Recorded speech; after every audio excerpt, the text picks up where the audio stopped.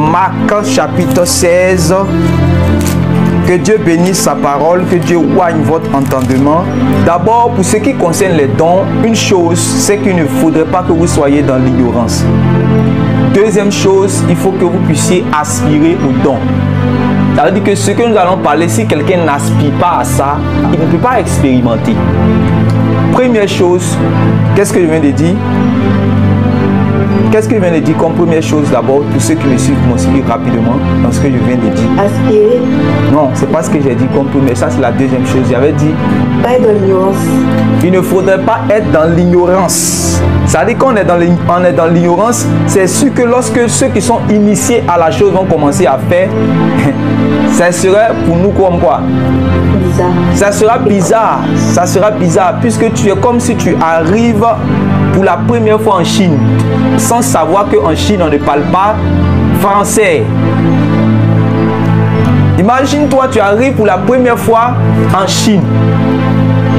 Tu es un Ivoirien Djoula, un Ivoirien baoulé, et tu arrives pour la première fois en Chine, sans savoir que ceux avec qui tu vas t'adresser ne parlent pas la même langue que toi. Imagine-toi, tu es un Camerounais Bamileke. Pour la première fois, tu te rends en Russie. Et tu peux voir même des gens qui ont le même teint que toi. Mais pensant que lorsque tu vas dire bonjour en Bamileke ou en Ivoirien, ils vont te répondre de la même manière. Mais au moment où tu dis bonjour en Bamileke ou en Ivoirien, il te dit bonjour en russe. Donc, tu es ignorant par rapport à la langue. Donc, quand il te parle, sa langue là n'est pas jolie dans ton oreille. Sa langue là est baba par rapport à ton entendement. Je ne sais pas si tu me comprends. Sa langue n'est pas quelque chose que tu comprends. Ça veut dire que pour ce qui est des dons spirituels, il ne faudrait pas que vous soyez dans l'ignorance. Mais je veux bien mettre ça en pratique sur le don des langues précisément. Il y a ceux qui ont expérimenté la chose que je vais appeler les initiés. Et ceux qui n'ont pas expérimenté la chose, qui vont être étrangers ou bien peut-être scandalisés par rapport à la chose. Mais ça peut être normal. Pourquoi? Parce qu'ils n'ont pas encore, ils sont ignorants par rapport à la chose. Ils sont ignorants par rapport à la chose. Mais ici, quand on dit ignorant, là, c'est pas tu es ignorant par rapport à l'évangile. Tu connais Jésus. Tu connais le ciel. C'est une bonne chose. Mais il y a un bénéfice en fait dans les choses de Dieu dont tu es ignorant. Il y a un don dont tu es ignorant en fait. Ça peut être le don des guérisons, le don des miracles, le don des plusieurs dons. Mais ici, il n'est pas question de ces dons. Ici, il est question du don des langues. Ou encore de la diversité des langues. Maintenant, après le fait qu'il ne faudrait pas être dans l'ignorance, il faut aspirer maintenant. Maintenant, si tu aspires, c'est là que tu vas expérimenter. Si tu n'aspires pas, tu ne pourras pas expérimenter. Donc, aspirer au don. Voilà, il faut aspirer au don. Il faut aimer le don. Si tu as critiqué le don, tu ne pourras pas expérimenter le don. Si tu dis non, moi je n'aime pas, j'aime le don des miracles, mais je n'aime pas le don des guérisons, il ne faut jamais t'attendre à ce que Dieu va utiliser tes mains pour guérir les malades. Si tu dis non, moi ça c'est pas mon truc, hein. Je n'aime pas la délivrance, hein. Je n'aime pas lorsqu'on délivre là. J'aime le don de sagesse et de paroles de connaissance. Mais pour ce qui est la guérison, je n'aime pas ça. Je ne crois pas que Dieu fait encore cela dans notre temps. Alors, sache que sur cette terre-là, jusqu'à ce que Jésus revienne, tu ne pourras jamais expérimenter ce don de guérison que tu n'aimes pas tant que tu ne t'es pas repenti par rapport à ça. C'est fort. Est-ce que nous sommes prêts? Marc chapitre 16, à partir du verset 15. Puis il leur dit, allez par tout le monde et prêchez la bonne nouvelle à toute la création. Celui qui croira et qui sera baptisé sera sauvé. Et celui qui ne croira pas sera condamné. Donc, celui qui croira et qui sera baptisé sera sauvé, mais celui qui ne croira pas sera condamné. Verset 17. Voici les miracles qui accompagneront ceux qui auront cru. Voici les miracles qui accompagneront ceux qui auront cru. Voilà. Donc, il est question de ceux qui croient ici. Donc, voici les miracles qui accompagneront ceux qui auront cru. Donc, vous soulignez le verbe croire, ceux qui auront cru. Donc, il est question de ceux qui croient. Oui. En mon nom, oui. Ils chasseront les démons. En mon nom, ils chasseront les démons. Ça veut dire que ceux qui croient en Jésus, il y a les miracles qui vont les accompagner. Et en son nom, ils vont chasser les démons. Est-ce que vous comprenez? Pourquoi? Parce qu'ils croient. Ici, Jésus n'a même pas encore parlé des dons spirituels. Jésus parle de ceux qui croient de ceux qui croient en son nom. C'est la raison pour laquelle vous allez voir dans Matthieu chapitre 7, le verset 21, les gens même qui ne vivent pas dans la sanctification comme toi, mais qui ont chassé des milliers de démons. Est-ce que vous comprenez? Ils ne vivaient pas dans la sanctification.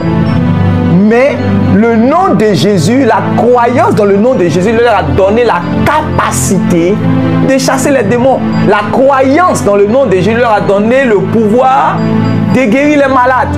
La croyance dans le nom de Jésus leur a donné le pouvoir de faire des miracles. Pourquoi? Parce que Jésus a déjà dit avant de partir que ceux qui vont croire en son nom, ceux qui vont croire en lui, il y a des miracles qui vont les accompagner. Ça veut dire que les miracles là, ils veulent même les accompagner. Maintenant, ces miracles-là, il dit en mon nom, ils chasseront les démons. Vous voyez qu'un chrétien normal peut chasser un démon. Pourquoi? Parce qu'il est en Jésus et il a la foi dans le nom de Jésus. Maintenant, il doit utiliser cette clé de foi au nom de Jésus là pour manifester le fait de chasser les démons. Oui, allons-y. Ils parleront de nouvelles langues. Ils parleront de nouvelles langues. Ils parleront de nouvelles langues. Est-ce que vous comprenez?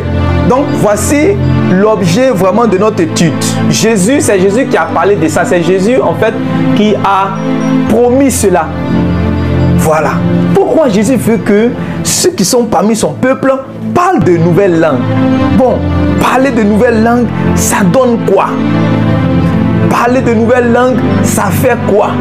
Pourquoi ils vont parler de nouvelles langues? Donc Jésus est celui qui a dit qu'ils parleront de nouvelles langues. Ceux qui vont croire en lui, ils parleront de nouvelles langues. Donc vous soulignez, ils parleront de nouvelles langues. Voilà. Ils parleront de nouvelles langues. D'abord que tu vois que le fait de chasser les démons, c'est normal. Le fait de guérir les malades, c'est normal. C'est comme ça que tu dois croire que le fait aussi de parler de nouvelles langues, c'est normal pour toi, chrétien. Et c'est facile pour toi. C'est très facile pour toi. Maintenant, pourquoi nous parlerons de nouvelles langues? Pourquoi? Ésaïe chapitre 28, verset Saint-Esprit. Ésaïe chapitre 28, verset 11. Eh bien, c'est par des hommes aux lèvres balbutiantes et au langage barbare que l'Éternel parlera à ce peuple. Vous comprenez? Donc ici, Ésaïe donne une prophétie. Ésaïe donne une prophétie. Ésaïe dit, eh bien, c'est par des hommes aux lèvres balbutiantes. C'est quoi les lèvres balbutiantes? Les lèvres qui balbutient. Ça signifie bégayer. Ça signifie bégayer. Ok. Ça signifie bégayer. Très bien. Des lèvres qui bégayent, des lèvres qui balbutient. Et il dit, et au langage barbare. Et au langage barbare que l'Éternel parlera à ce peuple. Donc, on voit qu'il y a une prophétie sur un langage étranger. Ésaïe a prophétisé à prophétiser sur un langage étranger qui va arriver, mais Dieu va mettre ce langage-là en fait dans la bouche de certaines personnes. C'est-à-dire qu'ils seront comme des enfants qui balbutient. Vous voyez comment les enfants parlent là, non? Quand un enfant veut commencer à parler là, toi tu es Adjoukou, toi tu es Baoulé, toi tu es chinois, toi tu es allemand ici, toi qui es camerounais. Tu as vu comment tu as commencé à parler là, non? Tu as balbutié d'abord avant de commencer à parler, avant de commencer à aligner les mots. Dieu dit que c'est par des lèvres balbutiantes que lui, il va mettre sa parole dans la bouche des gens qui vont parler balbutiant à son peuple. Comprenez ça d'abord. Maintenant, il dit, et au langage baba. Donc, il y a une prophétie. Il y a une prophétie sur le langage. Un nouveau langage. Ça, c'est la prophétie qu'Ésaïe donne. Maintenant, Joël chapitre 2, le verset 28.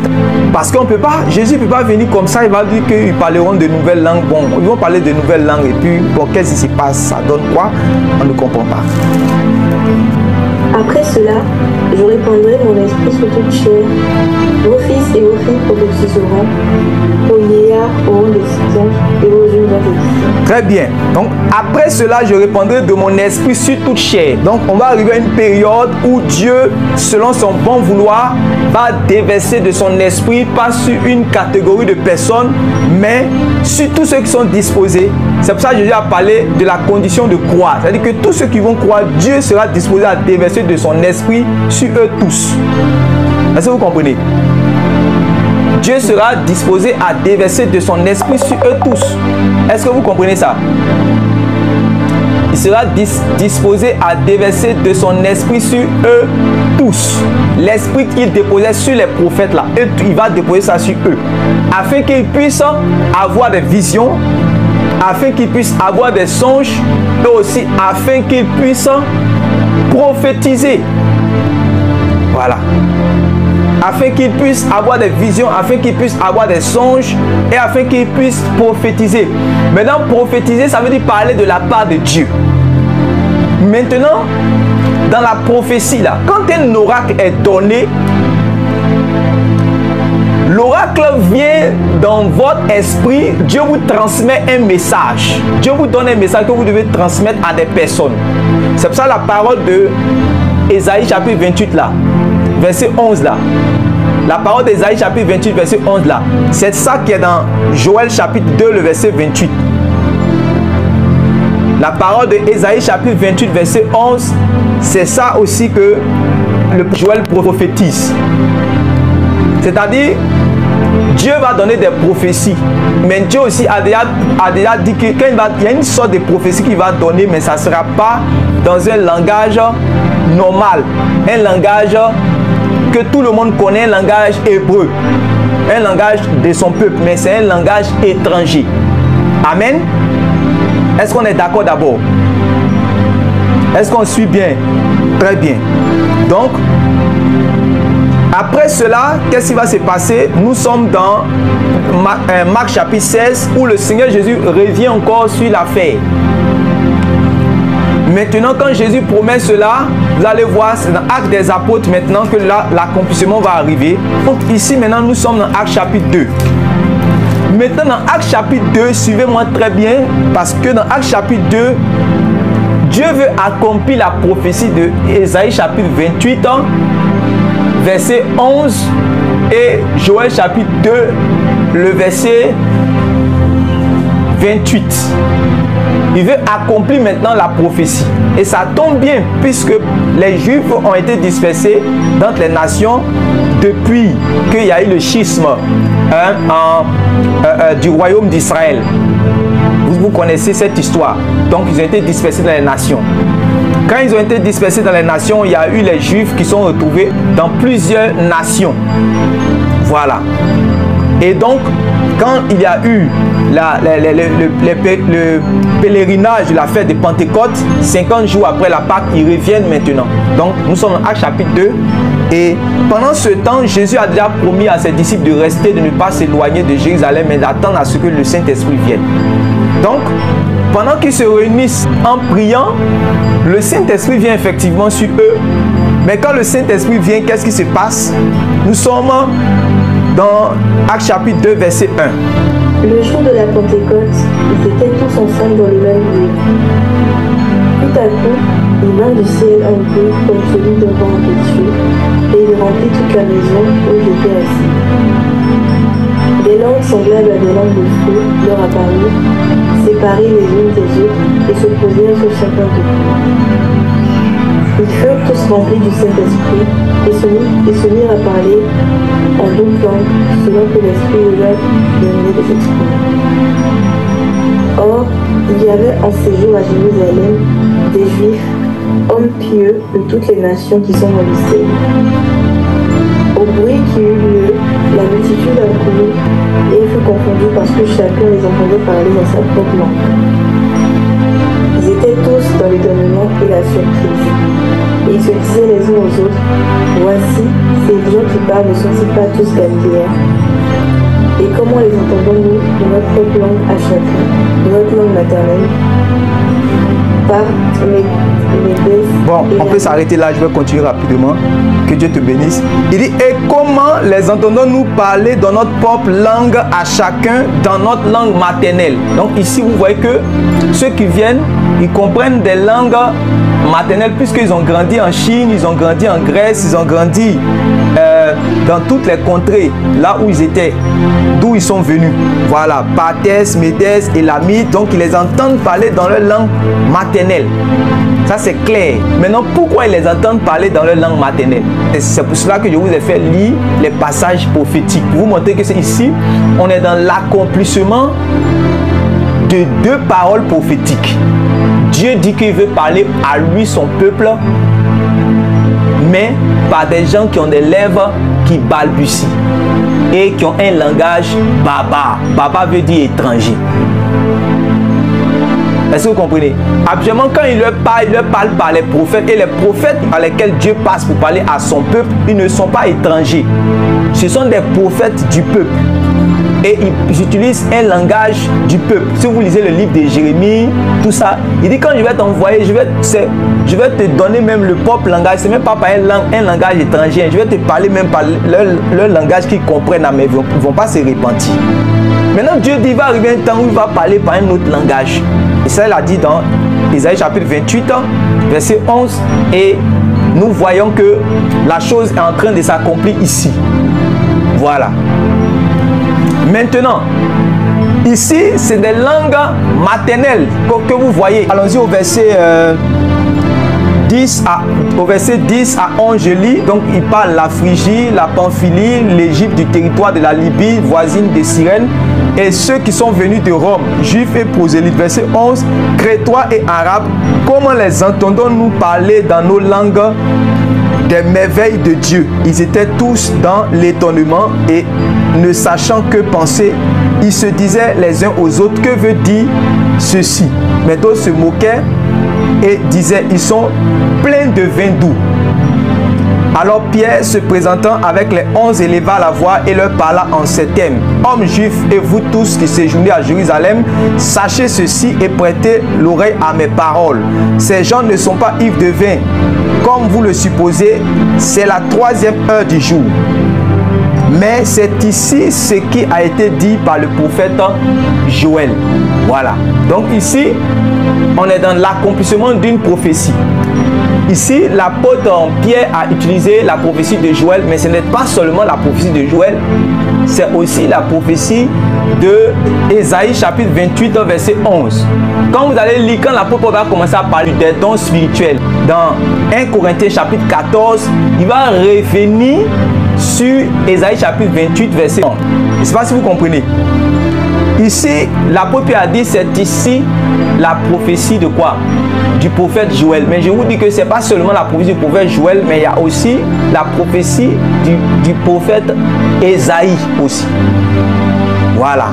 Maintenant, vous allez comprendre quelque chose. Ici, il s'agit de quoi? Il s'agit de transmettre un message. Il s'agit de parler aux gens. Il s'agit en fait de laisser un message aux gens. Il s'agit de s'adresser aux hommes. Quoi qu'ils disent des merveilles de Dieu, mais c'est pour que ceux qui sont en face d'eux comprennent un message, pour qu'ils puissent se sentir concernés.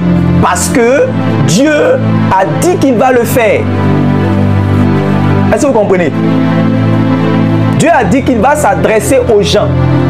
Donc, par là, vous comprenez que parler de nouvelles langues ou encore le don des langues ou encore la diversité des langues à un niveau où on s'adresse, où on parle aux hommes. On parle aux hommes. On s'adresse aux hommes.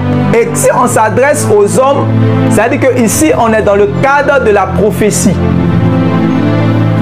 Est-ce que vous comprenez? Puisqu'on reçoit une inspiration et quand on parle, on s'adresse aux gens. C'est pour cela que quand vous allez arriver dans 1 Corinthiens chapitre 14, c'est ce genre de langue que l'apôtre Paul va dire. Quand vous parlez, si vous parlez, il faut qu'il y ait forcément l'interprétation. Parce que dans cette dimension-là, on ne s'adresse pas à Dieu, on s'adresse aux hommes. Les hommes doivent comprendre pour recevoir édification. Dans ce langue, dans ce type de langue. Est-ce que vous comprenez? Puisque Dieu a promis que quand il va parler là, c'est lui qui va parler aux hommes. Lui va parler aux hommes.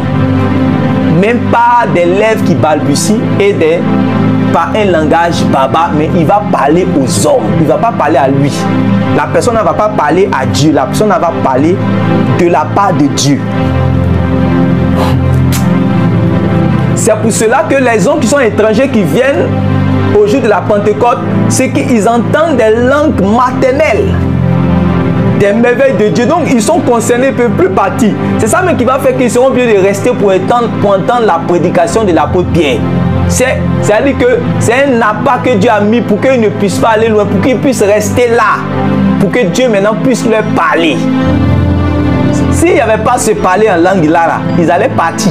Ils allaient finir de faire leur pèlerinage. Après ça, ils retournent dans leur pays. Mais ce qui a fait qu'il y a eu 3000 personnes qui ont été converties là, c'est ça là. Il y a une prophétie que Dieu a dit que c'est par des lèvres qui balbutient qu'il va parler et c'est par un peuple au langage barbare qui va commencer à s'adresser. Très bien. Maintenant, après ça, où nous voyons maintenant le parler en langue? Nous allons voir le parler en langue maintenant. Lorsque les gens vont commencer à quoi? À croire dans l'évangile. Donc, vous allez voir dans Actes chapitre 10, le Saint-Esprit va tomber sur les gens de la maison de Corneille. Quand Pierre va commencer à prêcher, ils vont faire quoi? Ils vont parler en d'autres langues et ils vont prophétiser.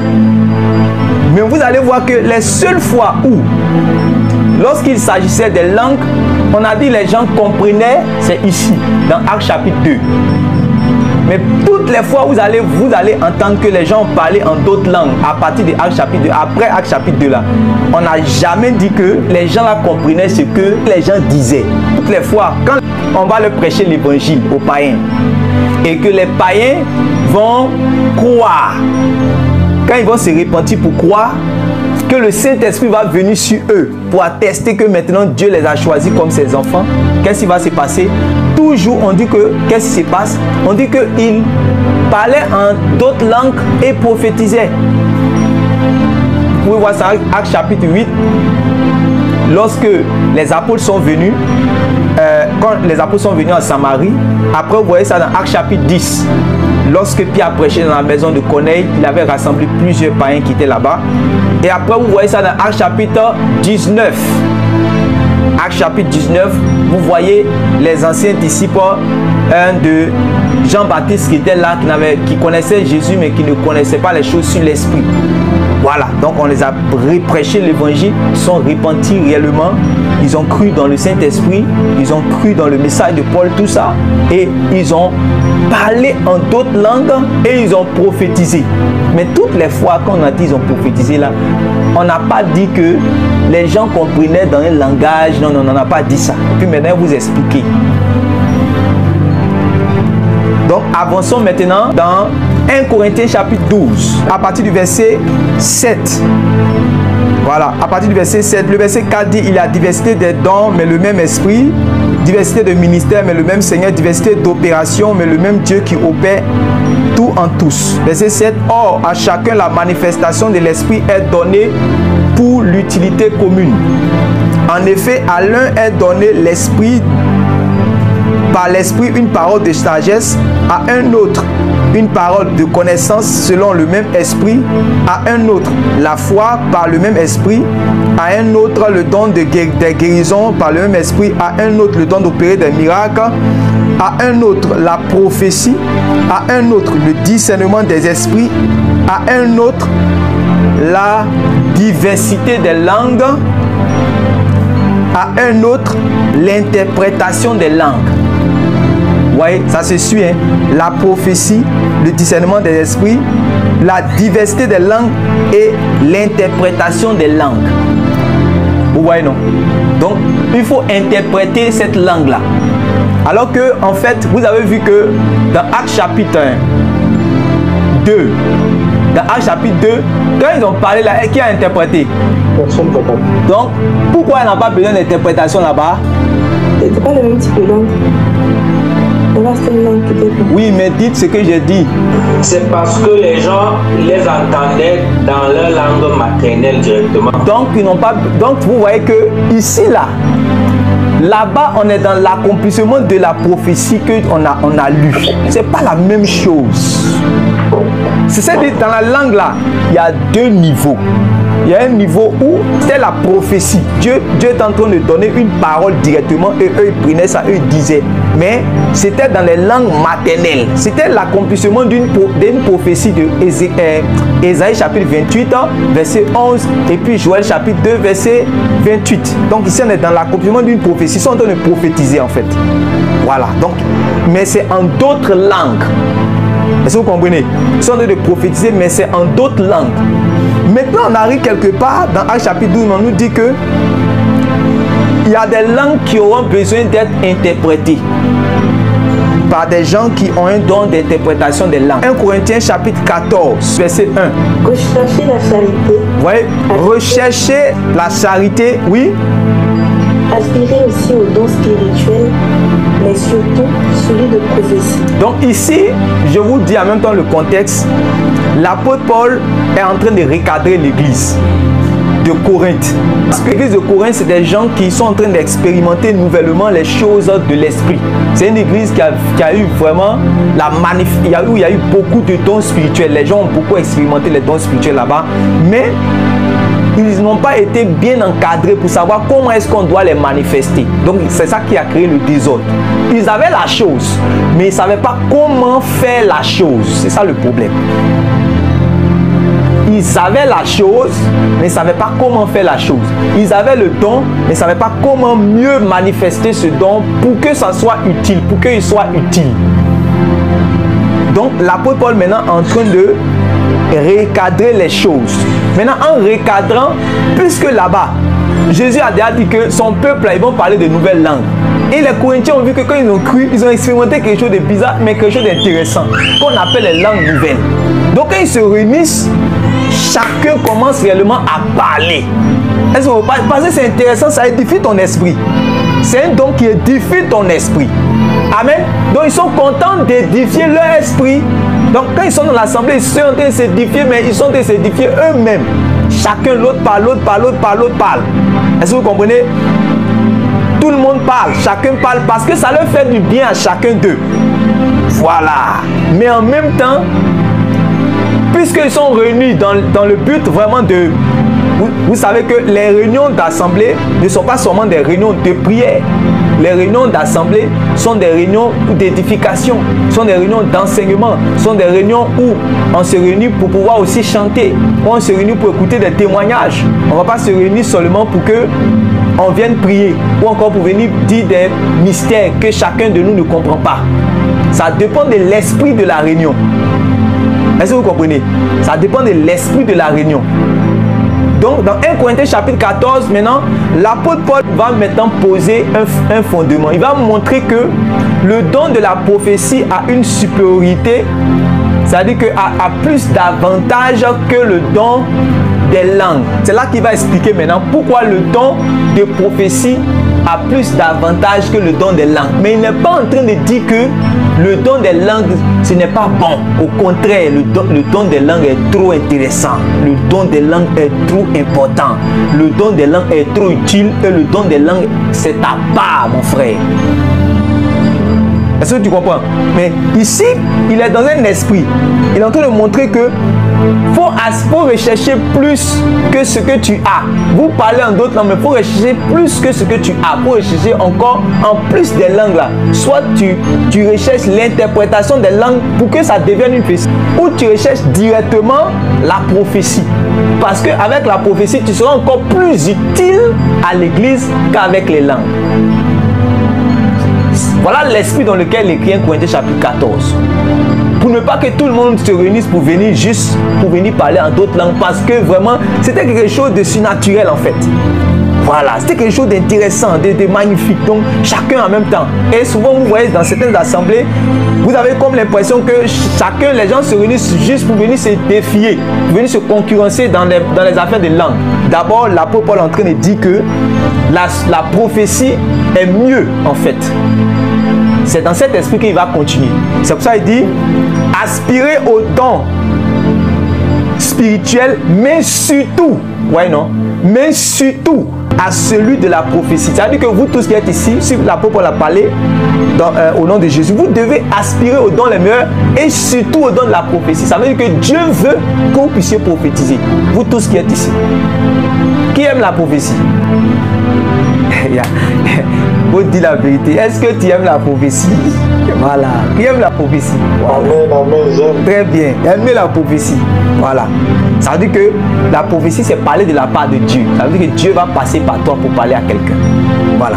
Maintenant, au verset 2, maintenant, vous voyez qu'il rentre maintenant dans les langues. Il rentre dans le contexte maintenant. Il dit, en effet, celui qui parle en langue ne parle pas aux hommes.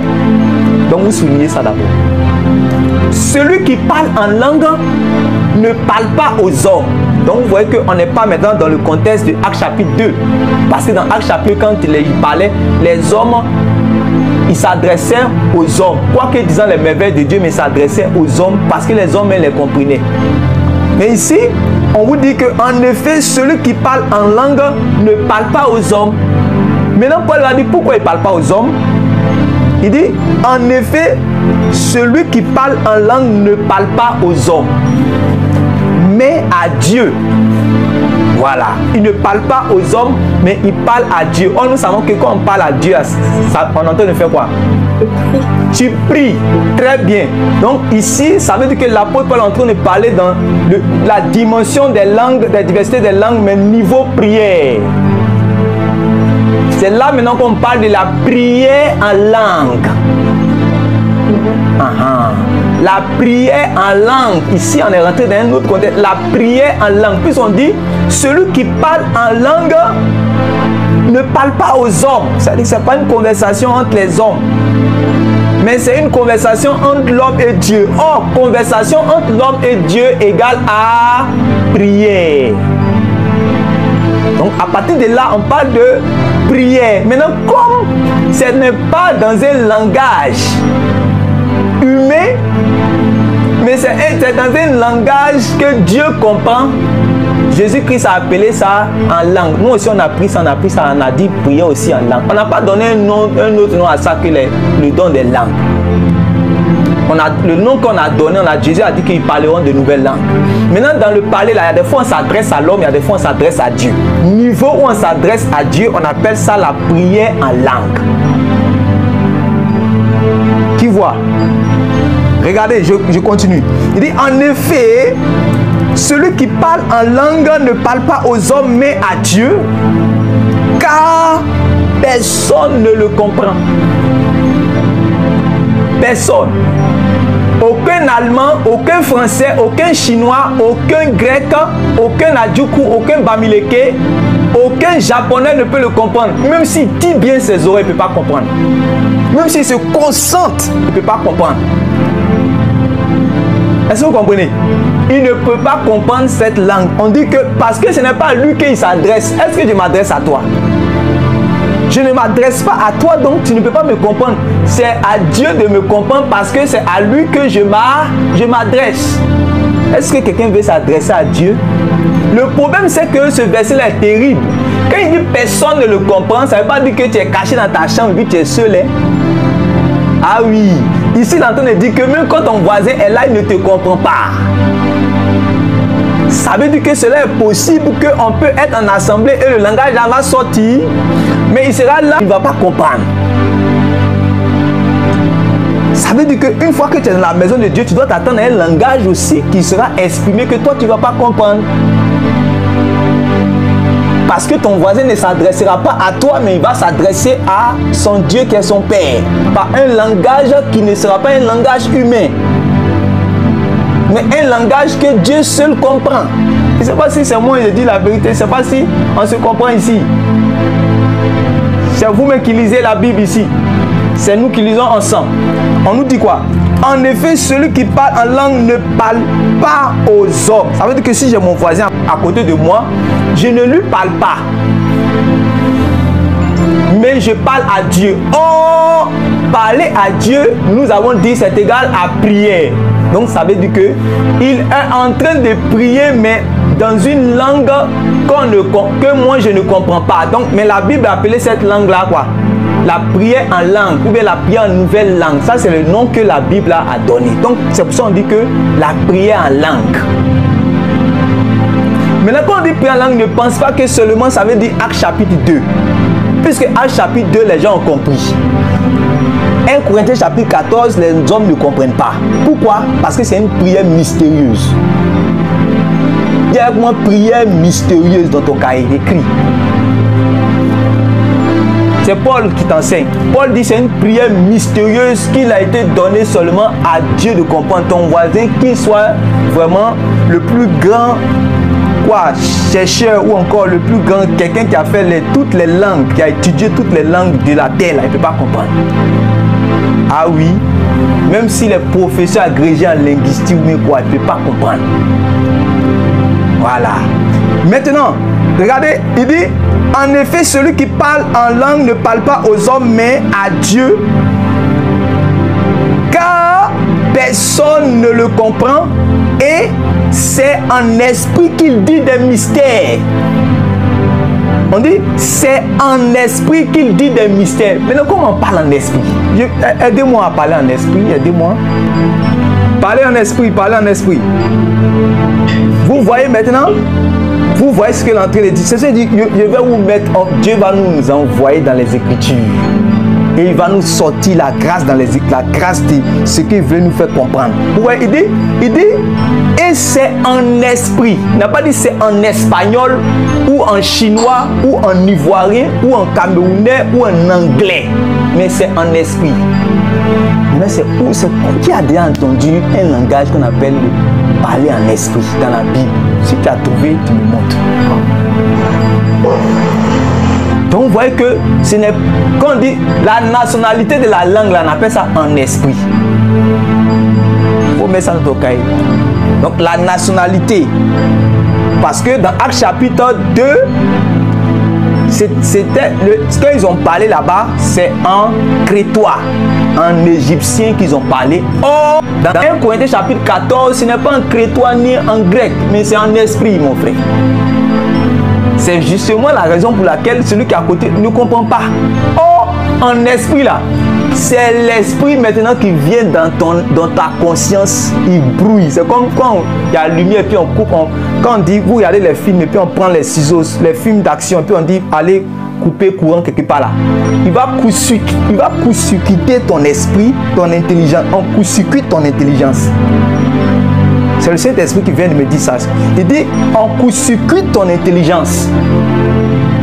Pour que ton intelligence ne comprenne pas ce qui est en train de se passer. Et pour que tu parles. C'est comme un enfant nouveau-né quand on lui dit, on lui dit que il entend seulement tous les mots, et puis bon, il répète ce qu'il entend. Quand l'enfant commence à dire maman, ouais, c'est le premier moment, comment ça vient là, non? Quand l'enfant commence à dire papa, c'est le premier papa quand ça vient. Voilà. Donc, il faut être dans une telle disposition d'abord d'enfant. Maintenant, quand tu commences à parler cette langue, ton intelligence est court-circuitée.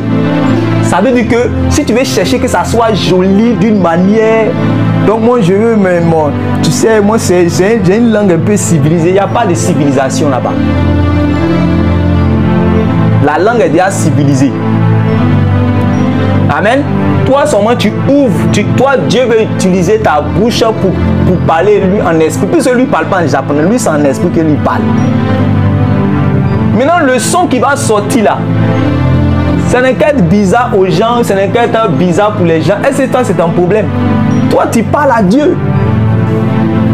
Maintenant l'homme quand son raisonnement rentre dedans, il dit c'est trop, c'est pas joli à voir hein. Non, donc ça ne veut pas sortir. Oh, pour que ce don sorte, il faut la foi. Il faut la foi, il faut la foi. Il faut la foi. Si quelqu'un n'a pas la foi, c'est comme la prophétie.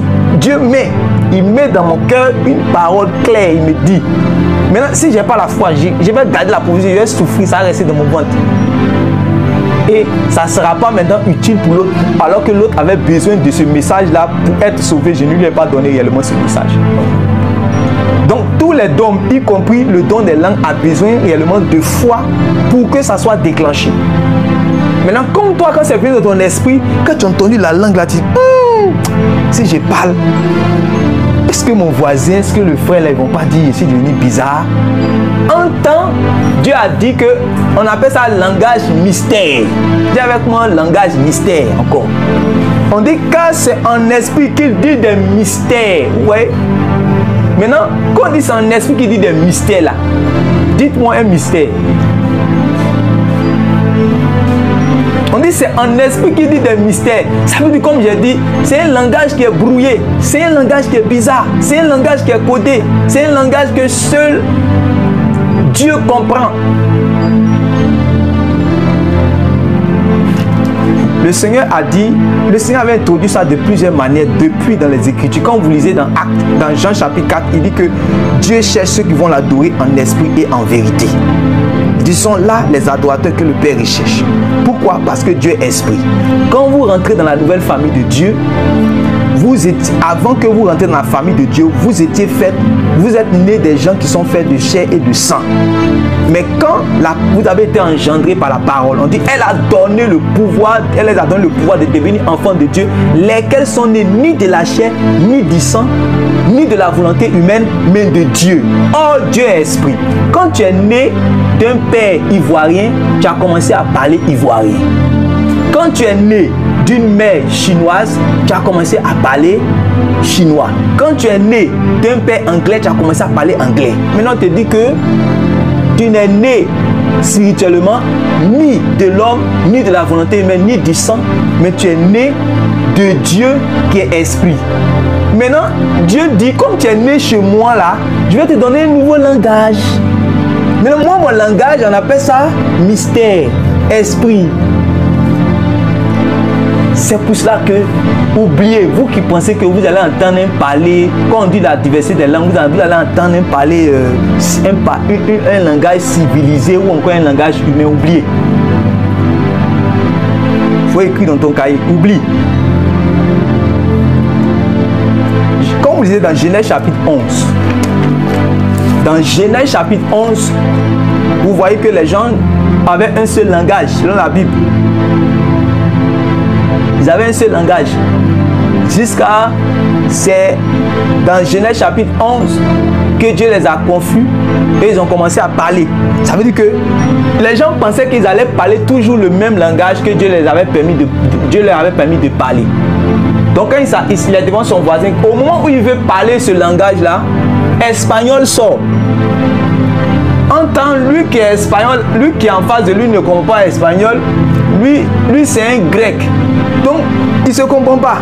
Lui dit Buenos dias. Lui dit autre chose.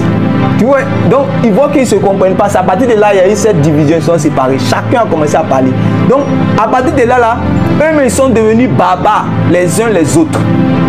Donc, leur langue là, ce n'était pas des langues civilisées, c'était des langues barbares. Les langues qu'on dit aujourd'hui, anglais, français, qu'on voit qu'aujourd'hui, ce sont des langues civilisées, tout ça. Mais c'était... Dieu les a confondus dès le départ. Et je suis en train de donner cet exemple. Pourquoi? Pour ne pas que tu penses que quand tu vas entendre réellement un langage bizarre, tu sois scandalisé parce que comment le Saint-Esprit peut s'exprimer de cette manière-là? Comment toi-même, avec ton esprit intelligent, là, le langage que tu as parlé là, c'est un langage, le langage que tu parles actuellement, l'anglais ou bien le français, c'est un langage de confusion, mon ami. aux yeux de Dieu, c'est un langage de confusion. Est-ce que tu comprends ça même d'abord?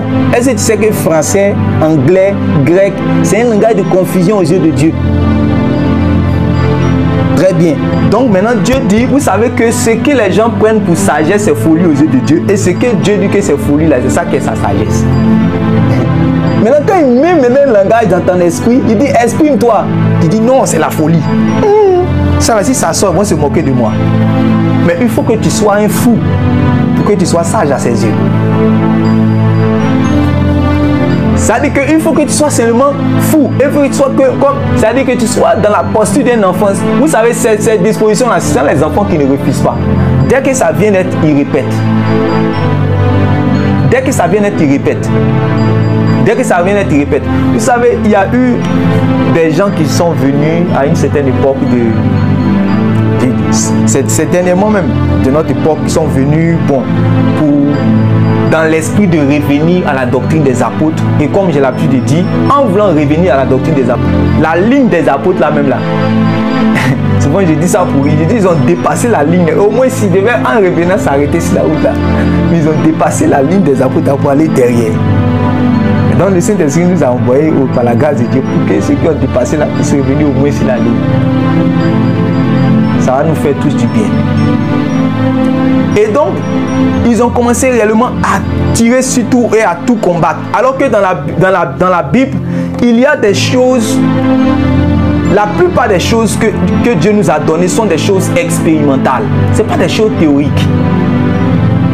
Ce sont des choses que vous devez expérimenter. Et quand vous allez expérimenter, c'est là que vous allez comprendre la chose. Les disciples ne savaient pas qu'il y avait des types de démons qui se chassaient par le jeûne et la prière. Chez eux, ils pensaient que le nom de Jésus suffisait. Or, il fallait être sur le terrain, en chassant le démon, tu vas comprendre qu'il y a un type de démon là. Bien que tu confesses le nom de Jésus, eux, avec le nom de Jésus, ils ne sortent pas. En plus du nom de Jésus, il faut avoir le jeûne et la prière dans ta vie. Sinon, ils ne sortent pas.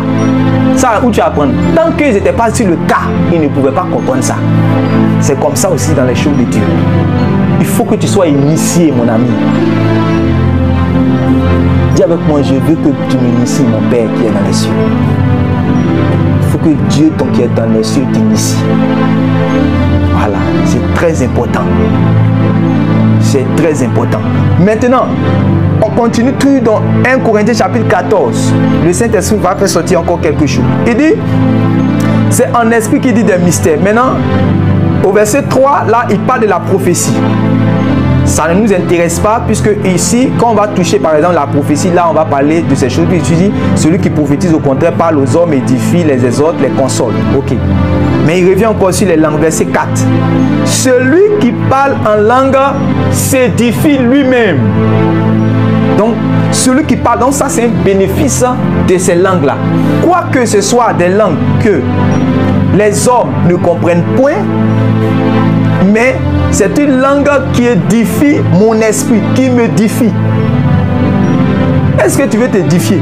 Donc, si tu cherches à t'édifier toi-même, si tu cherches à t'édifier, parce que tu sais qu'avant d'édifier l'autre, là, il faut toi-même être édifié, hein, mon ami. Voilà, avant d'édifier l'autre, il faut toi-même être édifié. Maintenant, Dieu te dit, Dieu donne le moyen de s'auto-édifier, de s'édifier soi-même. Il dit que ça, c'est avec les langues qu'on peut le faire. Maintenant, si tu dis, moi, je n'aime pas les langues, hein, ta capacité à t'édifier toi-même, là, au lieu que ça soit 100%, ça sera 5%. Si tu es trop arrivé, ça sera 50%. Le bénéfice de la langue qui permet de s'édifier soi-même, là, tu ne vas pas bénéficier de ça. Est-ce que tu me comprends? Il faut aspirer. Je suis en train de te parler. Moi, le Seigneur m'a donné ce don-là. Parler en sorte à donner aux gens, ça veut dire que de pouvoir être dans les profondeurs des choses de Dieu, de pouvoir aspirer aux choses, aux profondeurs des choses de Dieu. C'est ça que Dieu m'a donné. Et je crois que après ce partage que nous avons eu, celui-même qui n'a pas encore expérimenté ces choses va expérimenter. Ce n'est pas ma première fois de dire, j'ai dit ça plusieurs fois et des gens ont expérimenté ces choses. Oui, il suffit seulement d'aspirer. Il suffit seulement d'aspirer. Donc, il dit, celui qui parle en langue s'édifie lui-même. C'est ça qui fait que, par exemple, quand je veux aller prêcher quelque part,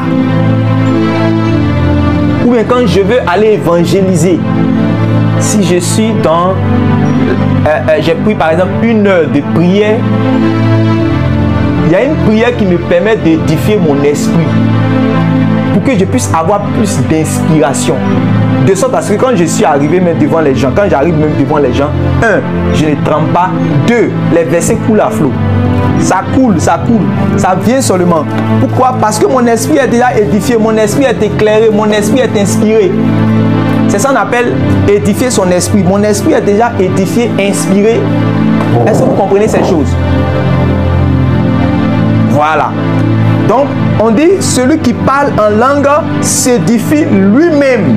Donc, ici, il y a un bénéfice. D'abord, l'auto-édification, s'édifier soi-même. C'est ça qui fait que tu arrives en fait à recevoir de Dieu. Pendant que toi, tu parles à Dieu, Dieu aussi te parle. Ça, c'est l'un des bénéfices en fait des dons des langues. C'est-à-dire que quand tu pries là, tu pries avec ton intelligence. Je ne suis pas en train de dire de ne pas prier avec l'intelligence. C'est bon de prier avec l'intelligence.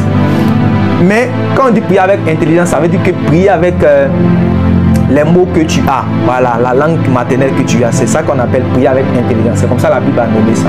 Voilà, donc quand tu pries avec intelligence, tu parles.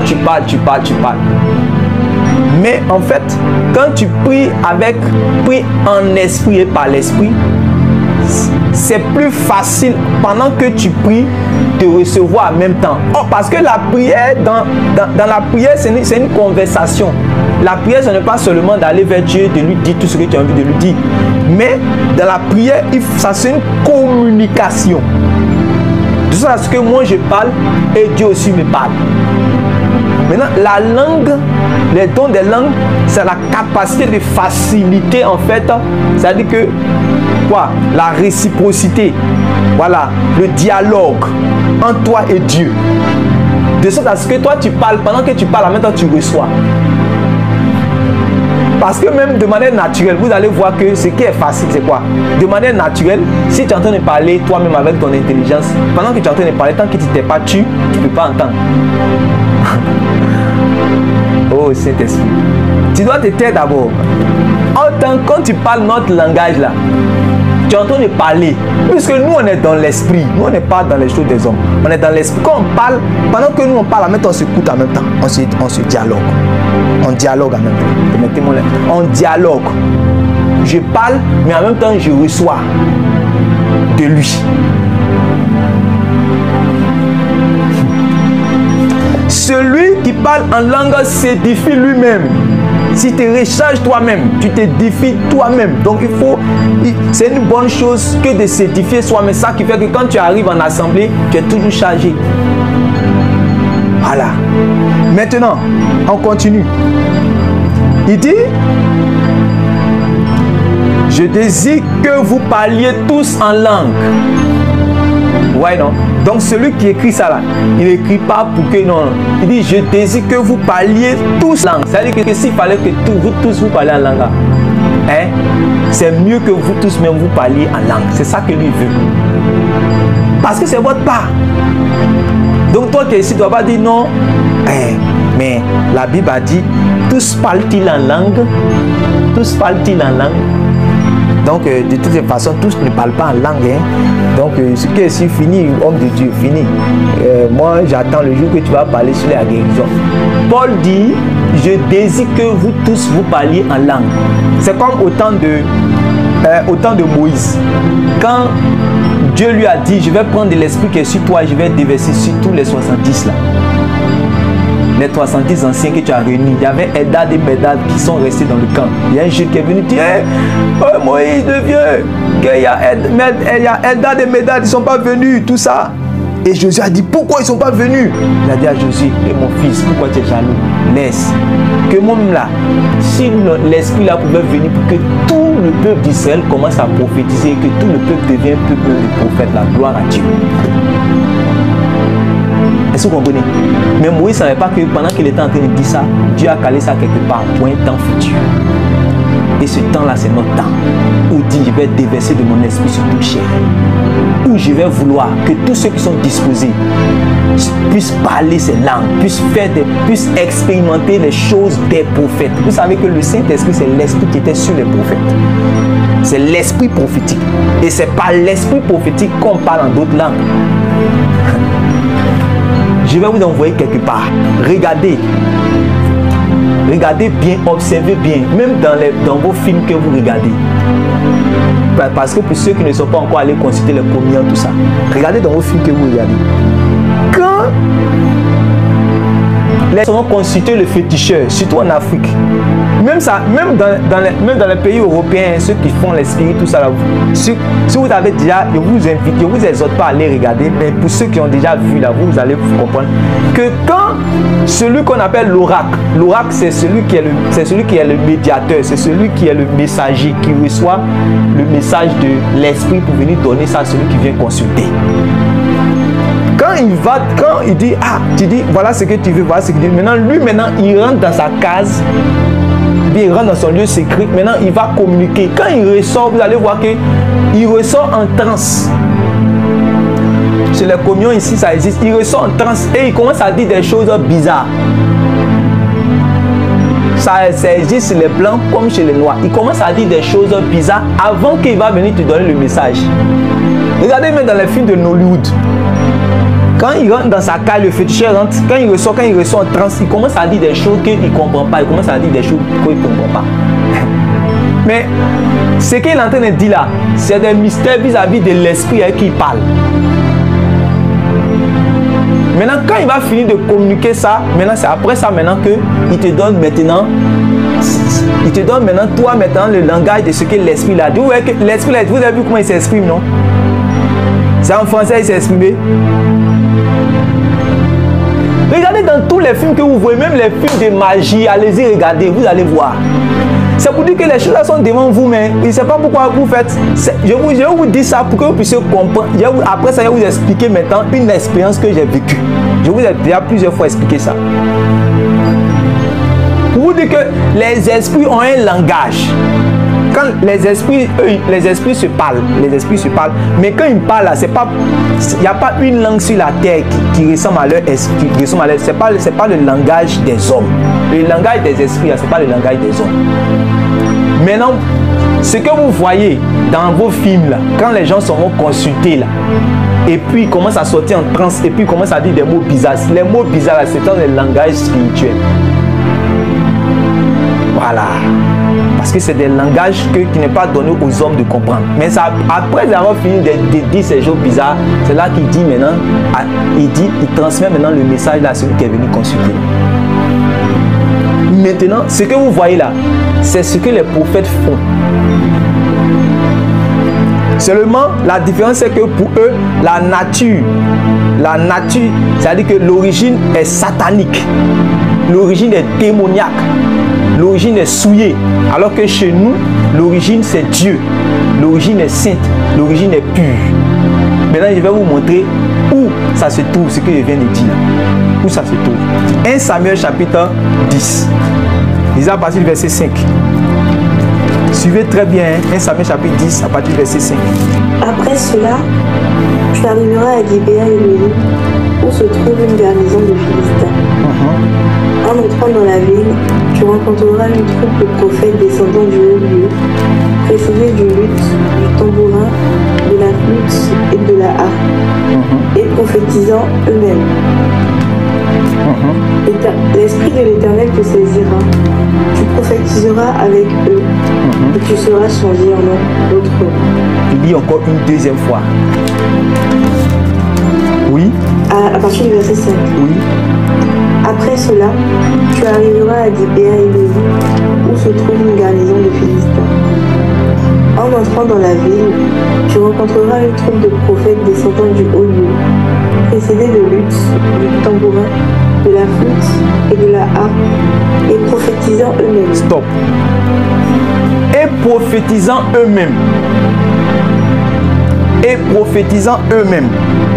Lis ce passage-là dans deux autres versions. Vous allez voir quelque chose. Parce que vous ne comprenez pas quand on dit ils prophétisent eux-mêmes là. c'est une manière de dire, c'est une manière de parler. En fait, nous, quand nous on lit plus dans la profondeur, on comprend ce qu'ils sont en train de dire. On comprend ce que celui qui parle là, en train de dire en fait.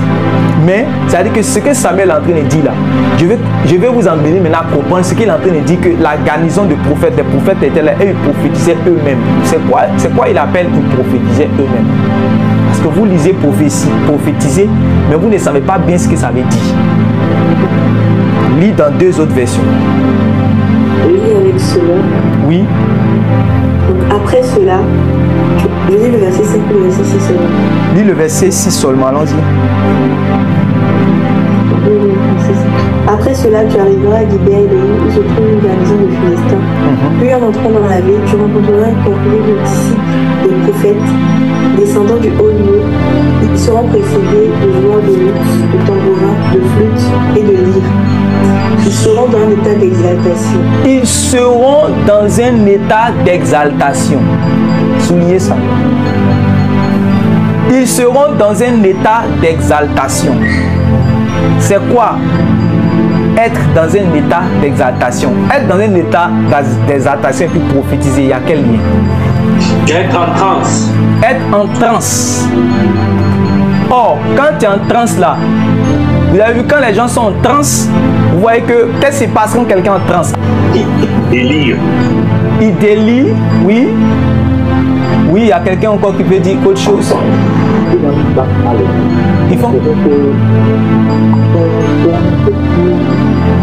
font comme des fous. Très bien, oui. Quelqu'un d'autre encore? Ils gigotent. Oui, ils sont excités, ils disent, ouais que ils isotent, ils font des choses en fait bizarres. C'est bizarre. Est-ce que vous comprenez? C'est ça que Samuel dit, ils sont en train de prophétiser. Parce que normalement, quand on dit prophétiser là, c'est parler de la part de Dieu. Maintenant, les prophètes, ils sont entre eux-mêmes, ils sont des parler à qui? Parce que c'est donner un message de Dieu au peuple de Dieu. Eux, ils sont entre eux-mêmes, on dit, ils sont en train de prophétiser. Je vais vous emmener dans la profondeur de ce que Samuel est en train de dire en fait. Voilà. Ils sont en fait ce qu'on appelle des mystères là. C'est ça qui est en train de se passer. Ils sont en transe, ils sont dans un état d'exaltation et des choses en fait. Ils sont en train de... Voilà. Lisez ça encore dans une autre version. Peut-être lisez ça dans une autre version encore. Je sais qu'il y a quelque chose. En fait, ce que Samuel est en train de dire, Samuel est en train de dire que... Lisez la, lis la suite. Lis la suite. Lis la suite avec ce mot que tu as pris là. Lis. Avec ce nom. Oui. Alors l'Esprit de l'Éternel tombera sur toi. Tu deviendras tout exalté comme eux et tu seras changé en un autre. Vous voyez non? Alors l'Esprit te saisira. Ici, dans la version de Louis II, on dit tu prophétises, mais vous-même, demandez-vous, posez-vous la question, mais il prophétise, il va prophétiser qui? Il va prophétiser qui? Il va dire quoi? Ou bien il est dans la rue et puis il dit ainsi parle l'Éternel, ainsi parle l'Éternel, ainsi parle l'Éternel, Saül. Non, mon ami. Il dit des choses mystérieuses. C'était caché, c'est là. Quand nous on lit, on voit. Il dit des choses mystérieuses. En fait, il fait le prophète. En bon français, Saül fait le prophète. Parce que ça là, ce qui se passe là, ce sont les prophètes qui faisaient cela. Quand on voit quelqu'un en train de faire cela, on le prend pour un prophète. Voilà. Quand on voit quelqu'un faire cela, on le prend pour un prophète. Parce qu'il est en transe. Tout juste après ça là. Quand les prophètes sont dans cette agitation, quand les prophètes sont dans cette manifestation, soit c'est pour parler de la part de Dieu, soit c'est pour aller accomplir comme les Samson. Comme, en fait, c'est qu'il y a quelque chose qui vient ensuite. C'est comme quand vous voyez les gens vont consulter là. Voilà. Il vient, il commence à parler des langues bizarres et après maintenant il te transmet le message. C'est la même chose avec aussi le Père des esprits parce que n'oubliez pas que Dieu est le Père des esprits. Cherchez-nous d'abord l'original. Vous avez compris la photocopie. Voilà. C'est pour cela que quand on est dans le lieu secret, quand on commence à prononcer réellement des choses, on commence à prononcer des choses bizarres qu'on ne comprend pas. Les gens prennent ça en bizarre, ils ne comprennent pas. En temps, nous, on est en train de recevoir. En temps, nous, on est en train de recevoir pour pouvoir communiquer cela aux autres. Donc, vous voyez qu'on dit, tu seras toi-même dans un état d'exaltation, oui. Et tu seras changé en un autre homme. Oui. Quand ces signes se seront réalisés pour toi, agis selon ce que tu trouveras à faire, car Dieu est avec toi. Oui. Tu me précéderas à Gilgal, où je te rejoindrai pour offrir des holocaustes et des sacrifices de communion. Tu m'attendras 7 jours jusqu'à ce que je vienne te retrouver. Alors je te ferai savoir ce que tu dois faire. Oui. Saül quitta Samuel, et lorsqu'il se retourna pour reprendre la route, Dieu opéra une transformation en son être intérieur. Oui. Et tous les signes annoncés se produisirent ce même jour. Ouais, non. Et tous les signes annoncés. Donc il était seul sur la route et puis la chose est en train de se passer. Allons-y seulement. Oui. Quand il arrivait à Gibéa, une confrérie de disciples, des prophètes venaient dans sa direction. Oui. Alors l'Esprit de Dieu tomba sur lui et il entra dans un état d'exaltation au milieu d'eux. Oh, ce que vous lisez ici, on dit quoi? Avec lui second, on dit quoi? Ceux qui ont lu second devant eux, on dit quoi? Il prophétisera. On dit il prophétisa. Amen. Mais prophétiser, là, on est en train de dire qu'en fait, il est en train de faire le prophète. Il est en train de faire comme les prophètes font là. C'est ça qu'il est en train de faire. Voilà. En fait, c'est ça que je voulais que tu puisses réellement comprendre. Regardez même la suite. Oui, vas-y, vas-y. Ceux que je connaissais auparavant et qui le virent dans un tel état avec les disciples des prophètes, le demandèrent l'un à l'autre. Qu'est-il donc arrivé au fils de Kish? Saül fait-il maintenant partie lui aussi des disciples des prophètes? Ouais, non. Maintenant, avec cette version, si vous lisez par exemple avec français courant, avec les autres versions que vous avez, on va vous dire que Saül fait le prophète parce que Saül il fait comme les prophètes. Or, c'est l'esprit des prophètes qui vient en fait pour donner, c'est-à-dire qu'à nous, pour donner à ceux qui vont croire là, de faire comme les prophètes. Maintenant, il y a un état qu'on dit, ce que vous lisez, on dit prophétiser là. C'est pas prophétiser où on dit ainsi par l'Éternel là d'abord. C'est qu'il est dans un état d'exaltation, il commence à dire des choses qu'il ne comprend pas. C'est là on sait que l'esprit est venu sur lui. Voilà. C'est là on sait que l'esprit en fait est venu sur lui. C'est comme ça. C'est comme ça, quand les prophètes prophétisaient là, ce n'est pas parce que vous ne voyez pas. Quand vous lisez, on dit ainsi parle l'Éternel, ainsi parle l'Éternel. Il y avait avant, c'est pour cela, quand on se réunit même en assemblée, vous allez voir que très souvent, il y a des prophéties qui viennent directement. Ainsi dit le Seigneur, ou ainsi parle l'Éternel, ainsi de suite. Mais il y a des prophéties avant que ainsi parle l'Éternel, ou ainsi parle le Seigneur va venir. C'est précédé de quoi? C'est précédé de parler en langue. C'est précédé d'une langue. C'est précédé d'un. C'est-à-dire que l'esprit est venu sur la personne de sorte à ce que quand il commence à parler, tout le monde commence à se mettre dans une disposition d'écoute. Parce qu'on sait que l'esprit est venu saisir la personne. Donc maintenant, on se met dans une disposition maintenant d'écoute. Pourquoi la personne est-il agitée de la sorte? Mais pourquoi la personne est-il dans cette exaltation, mais en train de parler des mots qu'on ne comprend pas? Certainement, l'esprit est sur lui. Et puis maintenant, on l'écoute maintenant.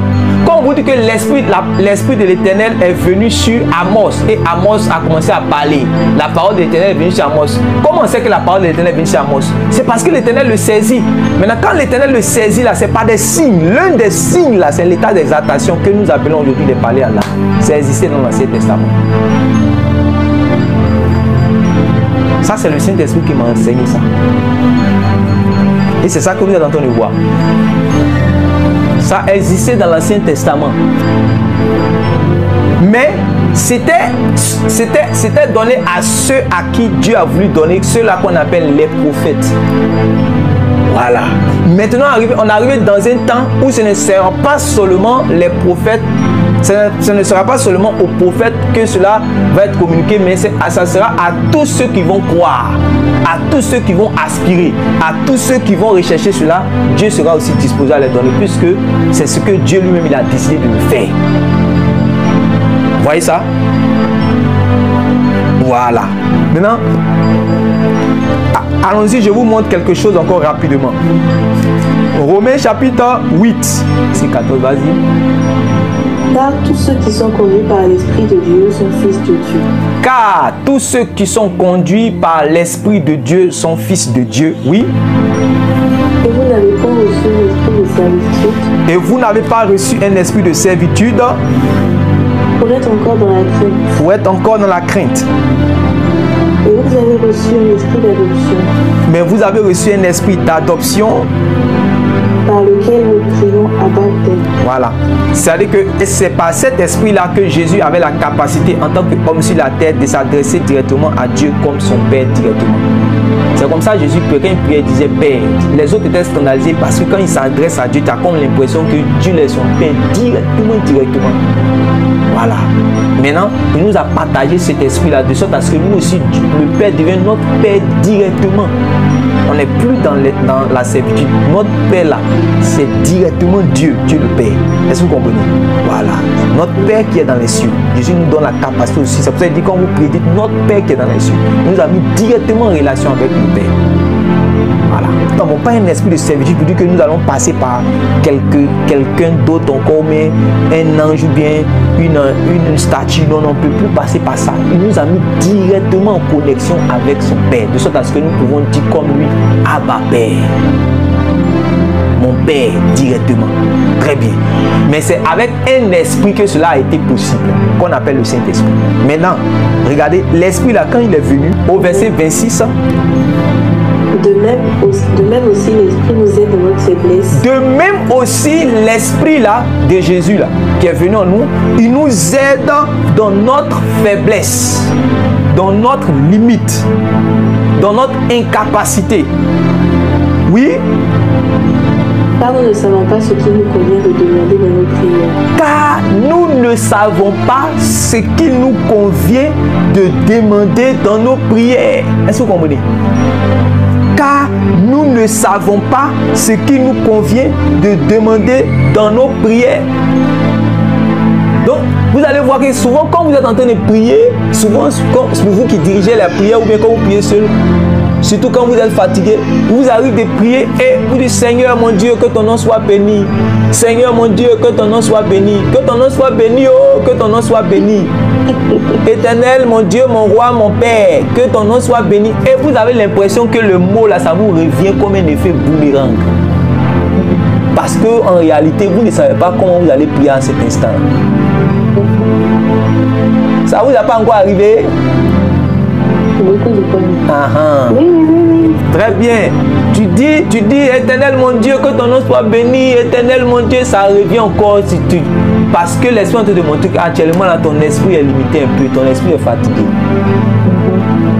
Est-ce que tu comprends? Ton esprit est fatigué. Mais en temps, le Seigneur maintenant nous a donné une capacité qu'on appelle la prière en esprit, l'aide de l'esprit, l'intercession de l'esprit. De sorte à ce que maintenant l'Esprit Saint peut venir prendre le contrôle. Or, quand l'Esprit Saint va venir prendre le contrôle, lui ne va pas s'adresser, il ne va pas s'adresser à Dieu comme toi tu t'adresses à Dieu là, c'est lui qui prend le contrôle maintenant. Eh Seigneur. Car nous ne savons pas ce qu'il nous convient de demander dans nos prières. Oui. Mais l'Esprit lui-même. Mais l'Esprit lui-même intercède par des soupirs inexprimables. Intercède par des soupirs inexprimables. Ouais, il intercède par des soupirs inexprimables. Donc, l'Esprit t'emmène réellement à intercéder par des soupirs inexprimables, de sorte à ce que souvent tu parles. Souvent, il arrive à certaines personnes de crier, de pousser des cris. C'est quel cri bizarre. Mais on se dit, ah, non, un chrétien normal, est-ce qu'il doit crier comme ça? Eh non. Est-ce que Jésus n'a pas dit dans, comment on appelle ça même, dans Matthieu chapitre 6 là, que quand on prie, on doit pas crier comme les pharisiens là, donc quand on prie, on ne doit pas crier fort, on doit prier doucement. Donc maintenant les gens ont envoyé doctrine de prier doucement. Là, celui qui prie trop fort là, ça veut dire que Jésus va pas l'écouter. Non. Si je te montre un verset où Jésus a crié, tu as dit quoi même? Si je te montre un verset dans la Bible où Jésus a prié en criant, c'est écrit. On dit c'est pas des cris. Le jour que les grumeaux de sang sont sortis de son corps, tu penses qu'il priait doucement pour dire Seigneur, mon Père. Non, non, il priait en criant. C'est pour ça que vous avez l'écriture de ses prières. C'est parce qu'il y a quelqu'un qui était là qui l'entendait que vous avez l'écriture de ses prières. Si on te dit comment il priait là, c'est parce que quand il priait là, les gens entendaient. C'est pour ça qu'on écrit ça dans Jean chapitre 17, ce qu'on appelle la prière sacerdotale. Maintenant, quand tu regardes dans Hébreu, on te dit qu'il poussait des cris. Hébreu chapitre 5, verset 7 à 8. On dit c'est là-bas qu'il était, c'est en poussant des cris, il a crié. Et dans Luc, on dit qu'il a prié jusqu'à un certain moment où les grumeaux de sang sont sortis de son corps. Donc tu vois que le Jésus qui est en train de prier ici, là, il ne priait pas doucement, il priait fort. C'est en priant fort que la sueur là peut devenir le sang. Tu peux pas, personne ne peut prier doucement comme ça et puis sueur va sortir sur lui. C'est en priant, étant vraiment prié fire comme on dit. Voilà. Donc pour dire qu'il dit moi je n'aime pas, il faut laisser ta doctrine. Laisse le Saint-Esprit t'utiliser, mon ami.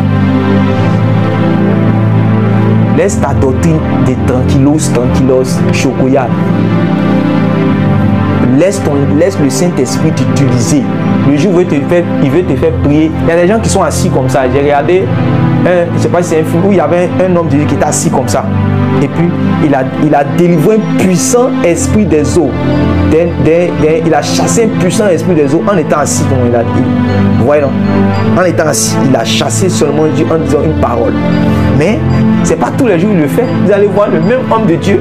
Il y a des fois où quand il est en train de chasser, il menace comme Jésus. On dit Jésus menaçait, c'est-à-dire Jésus criait aussi.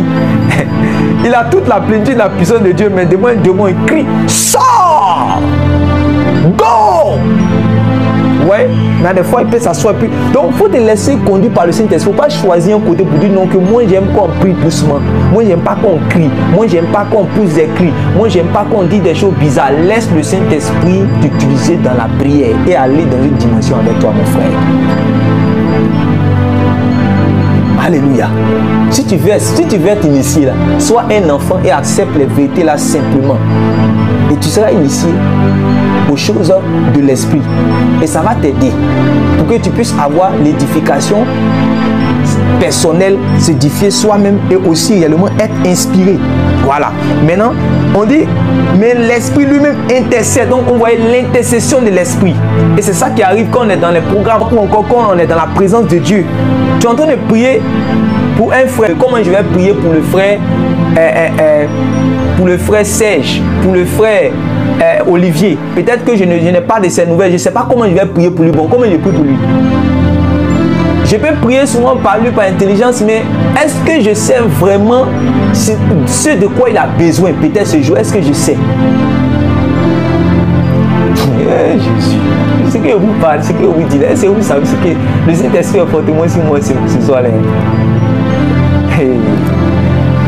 Quand tu intercèdes pour ton frère, à l'instant ce qu'il vit, est-ce que tu sais ce qu'il vit? C'est là que maintenant le langage peut venir en puissance.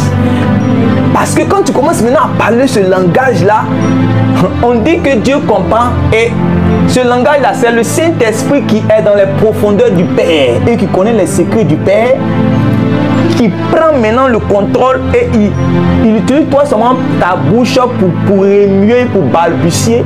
Et maintenant, lui, il va donner le secret que le frère est en train de vivre là. Lui donne ça au secret, il dépose ça devant le Père. C'est magnifique. Vous voulez rater un tel bénéfice dans le corps du Christ? Vous voulez écouter ces gens qui sont en train de minimiser ce don-là parce que quoi? Ils n'ont pas encore expérimenté ces choses. Vous comprenez? C'est un esprit qui dit des mystères. Et on vous dit que, mais l'esprit lui-même intercède par des soupirs inexprimables. Mais quand il intercède, quand il vient à notre secours, quand il vient pour prier lui-même là, il prie comment? Il va utiliser notre bouche. Mais s'il utilise notre bouche là, c'est pas seulement en français. On dit il y a la prière en esprit. Maintenant, dans la prière en esprit là même là, c'est ce que mon intelligence ne sait pas de mon frère là. Ce que mon intelligence ne sait pas de telle personne, ce qu'il est en train de vivre là. Le Saint-Esprit sait ou bien il ne sait pas. Ah, mais si tu laisses à partir de là maintenant l'esprit soupirer par tes lèvres, si tu laisses l'esprit parler réellement ce langage, il va dire des mystères que Dieu sait, que lui sait, que toi tu ne sais pas. C'est trop puissant. C'est trop terrible. C'est trop bon pour toi.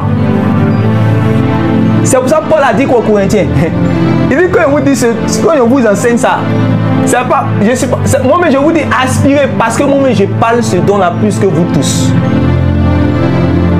Quand il dit parle ce don-là plus que vous tous, vous voyez, vous comprenez par là que il n'est pas en train de parler d'anglais, chinois, ni français. Ça ne peut jamais être ça. Il est en train de dire, puisque vous savez que Paul a une vie aussi de prière. Vous comprenez? Et Paul maintenant montre que quand il va dans les lieux secrets là, quand il prie là, en tout cas, il se recharge dans langue, ses intercessions, ses combats, ses luttes. Lui, et parfois, quand ils sont en prison, quand ils sont dans les endroits en train de chercher la face de Dieu là, c'est ce langage qu'il utilise pour être encore plus fortifié en esprit. Donc, les fruits que vous voyez dans le ministère de l'apôtre Paul avaient pour source quoi? La prière en esprit. La prière par l'esprit. Vous allez voir dans les Écritures ce qu'on appelle la prière par l'esprit et la prière en esprit. Je prie que cela soit votre partage maintenant. Vous êtes en train de m'écouter au nom de Jésus. Je prie que chacun de vous puisse, pour ceux-là qui ont déjà expérimenté, puisse réellement monter encore en esprit dans ces choses. Je ne sais pas si c'était quand je suis en train de vous dire. Je vous dis que il y a un serviteur de Dieu, Enoch Souralais, un aîné. Quand on veut intercéder, il vient chez moi en ce moment. Quand il arrive, j'étais à la psychologie là. Quand il arrive, je sais que c'est la prière en même temps. Donc quand il arrive comme ça là, dès que la nuit tombe, on se met dans le salon. Il y avait un petit salon, on se met dedans. On commence à prier, on commence à prier. Et si peut-être il s'est arrêté de prier en langue là, c'est que peut-être c'est pour donner un sujet. Sinon, quand il a fini de donner le sujet là, on est parti. Quand on finit le matin,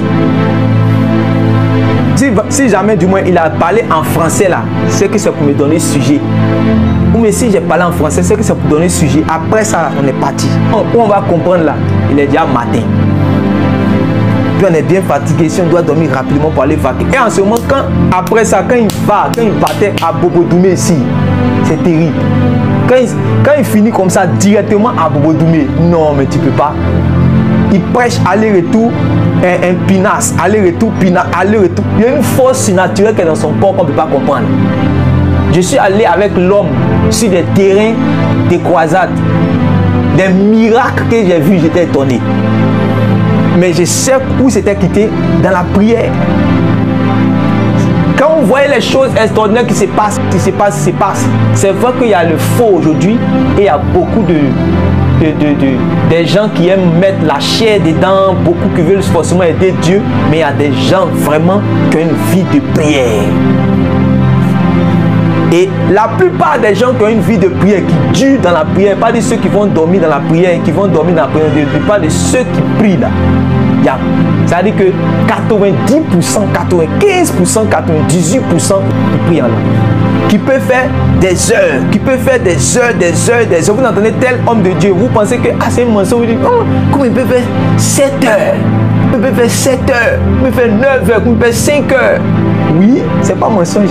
Il fait 5 heures. Jésus a dit à ses disciples, vous n'avez pas fait 1 heure avec moi. En fait, il est étonné que ses disciples n'ont pas pu faire 1 heure avec lui. Vous comprenez? Or, vous savez que notre intelligence à un certain moment peut être limitée. Même quand celui qui parle beaucoup, à un certain moment, son intelligence commence à être limitée. Donc, il faut qu'il puisse avoir un secours. Ah oui, quand tu parles beaucoup, à un certain moment, si tu oublies, ça commence à se mélanger dans ton esprit. Et tu as besoin d'aide. Donc, nous tous, on dit que le Saint-Esprit, il est là pour nous aider au moment où nous serons faibles. Et que nous ne saurons pas ce que nous allons pouvoir demander à Dieu. Et c'est là que lui vient. Maintenant, quand lui vient, si on est dans un esprit d'intercession, parce que la prière a plusieurs niveaux. Il y a la supplication, il y a les intercessions, il y a plusieurs. Vous voyez? Il y a plusieurs niveaux de prière. L'esprit peut t'emmener réellement même à combattre. L'esprit peut t'emmener à... Oui, parce que quelqu'un peut être en train de prier, une personne en train de souffrir, peut-être d'un démon quelque part, et puis réellement il peut prier à distance pour chasser le démon. Là, il est dans un niveau de combat. L'esprit peut être emmené quelqu'un, peut-être en train de prier ici, en train d'intercéder pour que Dieu puisse venir secourir, comme ça s'est passé avec le cas de, comment il s'appelle, Pierre. L'église était en prière. Donc ici, il n'y a pas d'intercession. Il y a plusieurs niveaux. L'esprit s'appelle d'un niveau de supplication. Les gens sont dans le péché quelque part, ou bien quelqu'un souffre quelque part. Il a besoin d'être délivré, par exemple. Et tu peux intercéder pour supplier Dieu. L'esprit de supplication, comme c'est écrit dans Zacharie, un esprit de supplication. Donc, l'esprit a plusieurs niveaux. Maintenant, toi, souvent, tu ne sais pas quelle est la situation de telle personne pour qui tu intercèdes. Et c'est là que le Saint-Esprit peut te venir en aide, et c'est pas des soupirs inexprimables. Est-ce que tu comprends ça? Pas des soupirs inexprimables. Donc n'oublie jamais que ces dons-là, ce n'est pas parce que l'apôtre Paul a dit dans 1 Corinthiens chapitre 14 que la prophétie est importante et est mieux, puisque la prophétie, quand on prophétise, on va venir prophétiser en langue intelligible. C'est pour ça que ça va édifier facilement les gens, ça va instruire facilement. Quand je vous enseigne, est-ce que je vous enseigne en langue? Si je vous enseigne en langue, voilà, celui que vous n'allez pas comprendre, puisque si je ne peux pas vous enseigner en langue, je dois vous enseigner dans un langage que vous pouvez comprendre. Voilà, c'est pour ça que Paul a dit que il faut mieux prophétiser. Voilà, mais lui, quand il est dans le lieu secret, il cherche la face de Dieu. Voilà. Maintenant, après ces choses, je vais nous montrer encore une autre chose. Toujours dans 1 Corinthiens chapitre 14. Vous allez voir que quand on arrive au verset 12. De même, vous, puisque vous aspirez aux dons spirituels, que ce soit pour l'édification de l'Église que vous cherchez à en posséder abondamment. C'est pourquoi que celui qui parle en langue prie pour avoir le don d'interpréter. Voilà. Que celui qui parle en langue prie pour avoir le don d'interpréter. Pourquoi? Parce que là, il se trouve en assemblée. Est-ce que vous voyez? Là, il se trouve en assemblée. Et si il parle en langue, il s'édifie seulement lui seul. Or, les dons nous ont été donnés pour l'utilité commune selon 1 Corinthiens chapitre 12, verset 7. N'oubliez pas ce verset qu'on a lu. 1 Corinthiens chapitre 12, verset 7 dit: or, la manifestation de l'esprit a été donnée pour l'utilité commune. Ça veut dire qu'une fois que je viens dans l'assemblée, même si mon don des langues est extrême et poussé, je dois toujours prier pour que Dieu me donne le don aussi d'interprétation. De sorte à ce que quand je commence à dire des excellentes actions de grâce à Dieu, là, quand je commence à dire des excellentes actions de grâce à Dieu, je puisse au moins parler à mon frère pour lui être aussi utile. C'est pour cela que les dons d'interprétation aussi est bon. Maintenant, il y a des gens dans l'église à qui Dieu a donné cette grâce. De même qu'il a donné aux uns d'avoir le don du discernement des esprits, il y a d'autres à qui il a donné le don d'interprétation des langues. Maintenant, les gens ont pensé que le don d'interprétation des langues, c'est le fait de comprendre chinois, c'est le fait de comprendre paoulé, c'est le fait de comprendre russe. D'autres même ont pensé que c'est le fait de pouvoir interpréter ou bien traduire. Donc les gens, par exemple, si j'arrive en Allemagne, que je commence à prêcher, qu'il y a un frère qui arrive à traduire chez lui, c'est ça qu'on appelle parler en langue. Les gens, tellement ils ne veulent pas être humbles pour rentrer dans la promesse que Dieu veut leur communiquer, chacun commence à donner des interprétations particulières. Vous voyez? Quand on dit l'interprétation des langues ici, là, les mystères que la personne est en train de dire là, Dieu a donné la capacité à certains d'être connectés de sorte à pouvoir comprendre ce langage mystérieux là. Malgré ces mystérieux, le Seigneur lui a donné le don d'interprétation et il arrive à traduire cela. Ça nous arrive, des fois qu'on fait les programmes, le Saint-Esprit est en train d'utiliser quelqu'un là-bas, on dit le Seigneur va parler. Pendant qu'il est en train de parler, mais quand il parle, ce n'est pas en français qu'il parle, il commence à parler en d'autres langues, il parle en d'autres langues, et quand il parle en d'autres langues, nous on reçoit un message de Dieu. Et quand je reçois le message de Dieu, ça peut être pour une personne qui est dans l'assemblée ici. Ça se passe facilement. Pendant qu'il est en train de prophétiser, ce qu'il est en train de dire là, c'est une prophétie, mais quand c'est venu, c'est pas venu en français. C'est venu en une langue inconnue. Mais celui qui a le don d'interprétation, pendant que lui, les gens sont en train d'entendre le langage inconnu, lui entend un message de Dieu. Maintenant, lui, son rôle, ça sera maintenant de dire ce qu'il reçoit comme message pendant qu'il l'autre est en train de dire des mystères. Et quand il dit, ça devient une prophétie. Ouais, comment Dieu, le Saint-Esprit est venu aider l'Église et on est en train de s'amuser avec les dons de Dieu. Ouais. Oui, allons-y. Verset 14. Car si je prie en langue, mon esprit est en prière et mon intelligence demeure stérile. Vous voyez que l'expression maintenant prière est sortie. Pour vous montrer que dans ce cas, on est en train de parler de la prière. Il dit, car si je prie en langue, car si je prie en langue, il dit, mon esprit est en prière. Donc c'est une bonne chose. Il faut que ton esprit soit en prière. Voilà, il faut que ton esprit soit en prière. C'est pour ça que tu vas voir comme Anne. Le souverain sacrificateur pense qu'elle est ivre parce que c'est l'air balbutie. Elle dit que ce n'est pas, c'est mon âme maintenant qui est en train de parler. Que où tu vois, tu penses que c'est ivre, c'est mon âme qui est en train de parler. C'est pour cela que quand vous priez en langue là, c'est-à-dire que le bénéfice qui est dedans, c'est que vous êtes dans le bus, vous êtes dans la douche, vous êtes partout où vous êtes, quand vous êtes en train de balbutier la langue là, vous êtes en train de prier en esprit. Vous êtes en train de prier en esprit.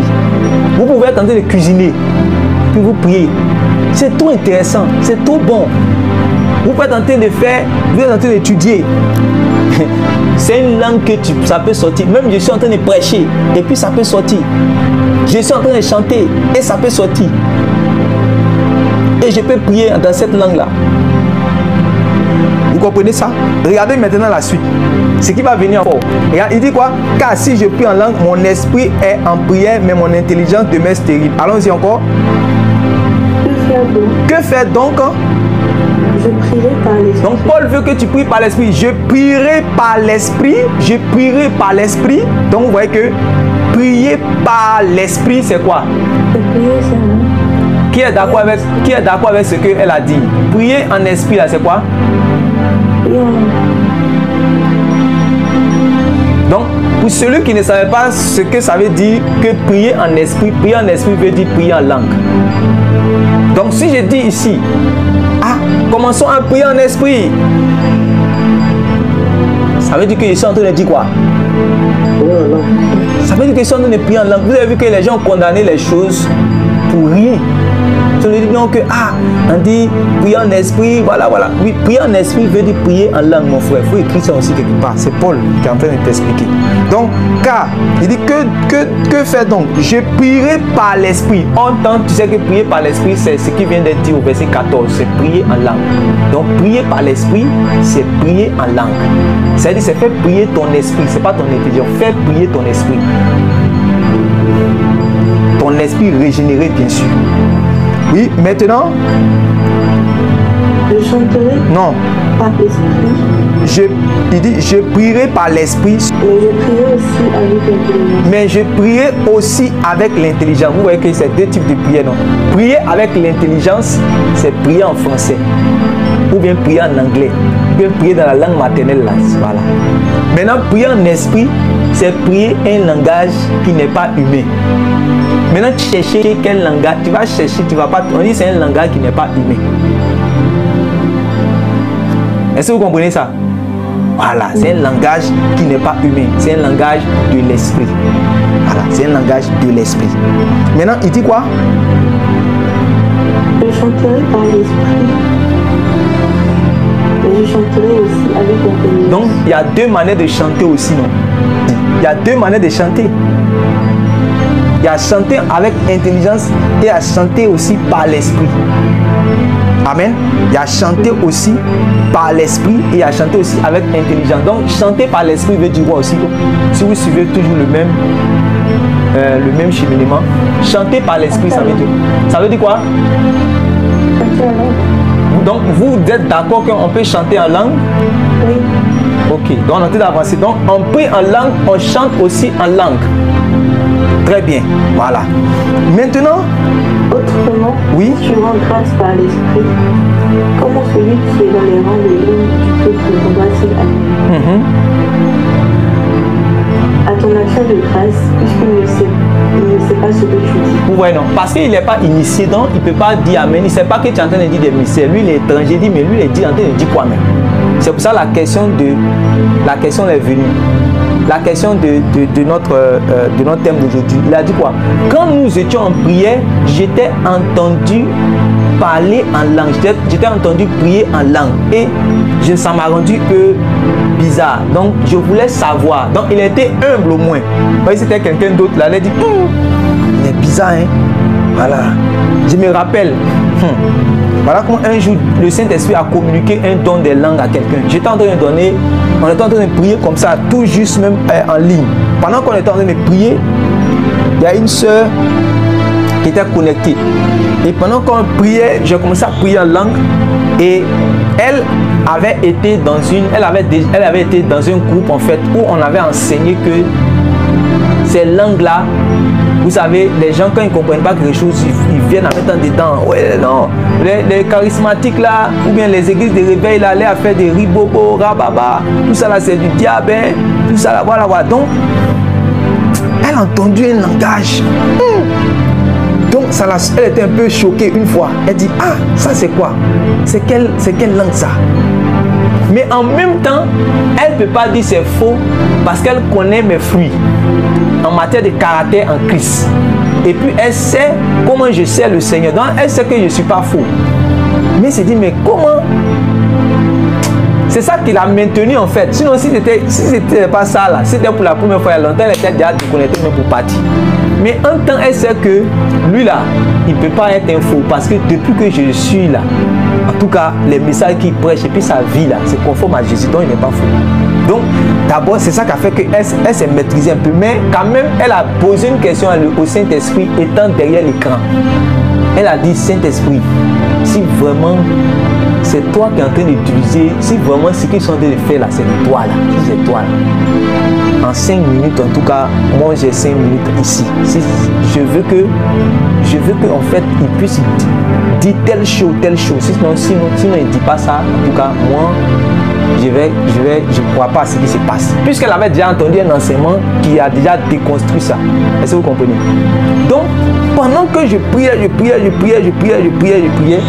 avant que les 5 minutes allaient arriver, dès qu'on a arrêté la prière, le Saint-Esprit a commencé à donner des paroles sur elle. Et ce qu'elle a dit dans sa prière là, c'est ça que le Saint-Esprit réellement a fait sortir immédiatement. Et par la grâce de Dieu, elle était humble, elle s'est confessée, elle a dit que véritablement, quand on était en train de prier, elle était en train de prier, elle était en train de demander est-ce que c'était ça, tout, mais elle voulait se déconnecter, mais en même temps, elle a compris que non, moi je ne suis pas faux.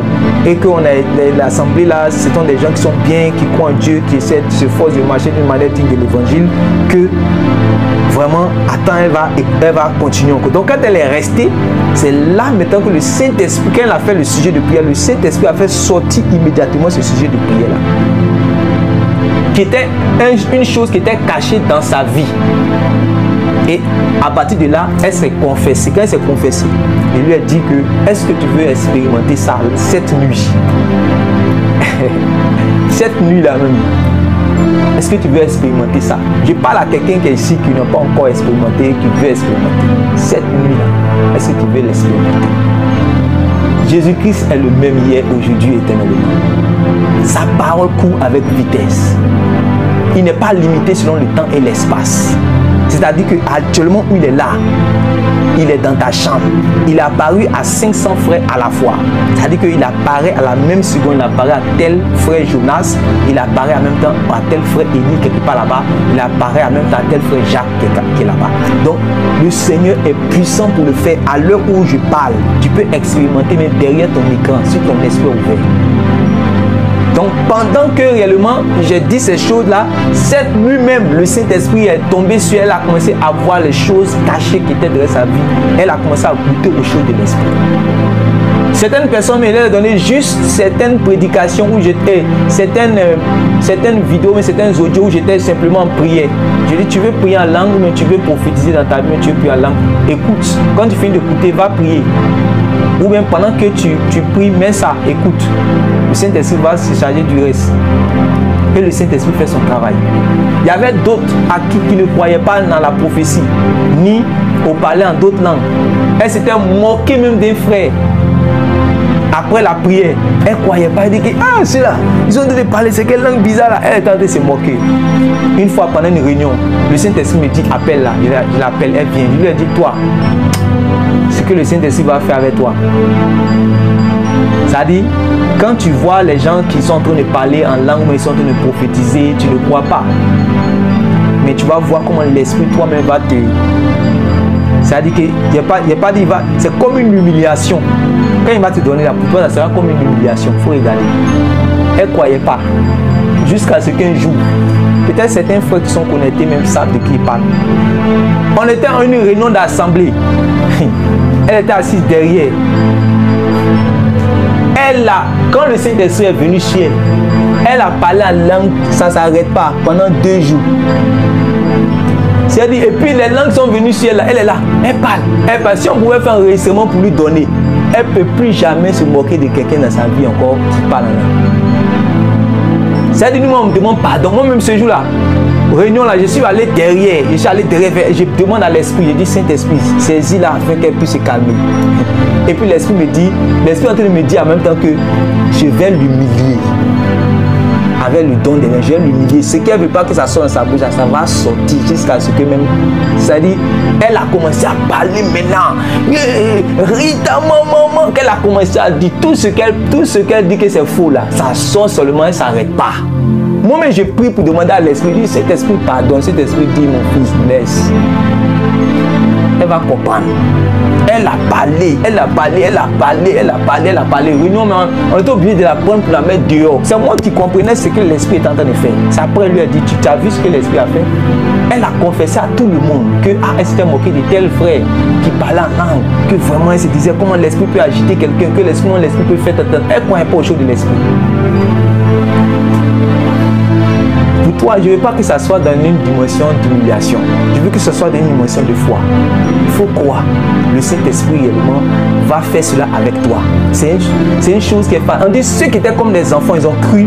Oh, le problème c'est quoi? Le problème avec ce que nous sommes en train de prêcher, c'est que quand quelqu'un a déjà entendu un enseignement qui est contraire à ce que nous sommes en train de dire ici, c'est difficile pour lui de manifester parce qu'il a déjà des idées préconçues, il a déjà des positions, il est déjà braqué. Donc, il y a 2 choses. Soit il doit désapprendre pour être comme un enfant, soit il doit confesser que j'avais dit telle chose contre l'esprit, donc aujourd'hui je veux être neutre. Je vais enlever ça de mon esprit, je vais être neutre maintenant pour que l'esprit maintenant vienne. Voilà. Et je suis sûr que pour ceux qui parlent aujourd'hui contre ces choses, avant qu'ils soient entrés nouvellement dans la foi, ils n'étaient pas contre ça. C'est le jour qu'ils ont commencé à rentrer dans un certain peu, ils ont commencé à dire telle chose sur ça. Et puis bon, ils ont commencé à eux aussi se mettre avec les autres pour parler contre tous ceux qui font des choses qu'ils ne comprennent pas. Ce n'est pas parce que tu ne comprends pas quelque chose que ça veut dire que c'est faux.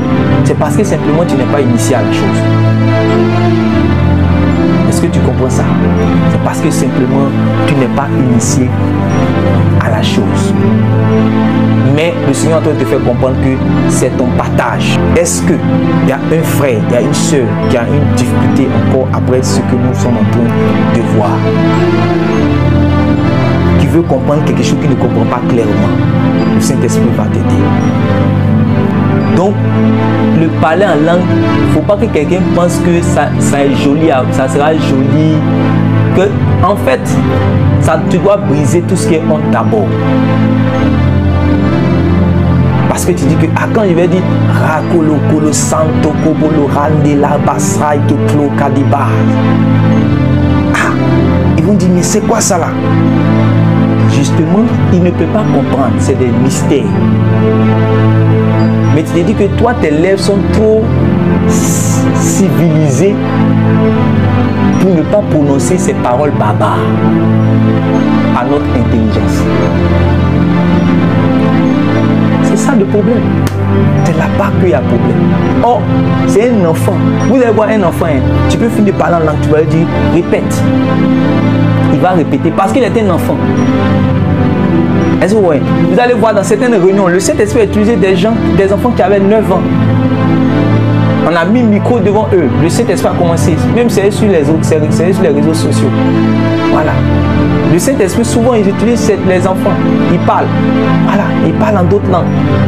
Des enfants de 9 ans, 13 ans. Parce qu'ils sont simples dans le cœur. Ils sont simples. Ils n'ont pas On ne les a pas encore enseigné des enseignements pour leur dire tout ça c'est faux. Ils sont neutres. Voilà, ils sont neutres comme les Samaritains à qui les apôtres imposent les mains et ils vont recevoir le Saint-Esprit, ils vont commencer à faire ce que l'Esprit fait avec les bouches. Laisse-toi conduire par le Saint-Esprit. Il y a une question?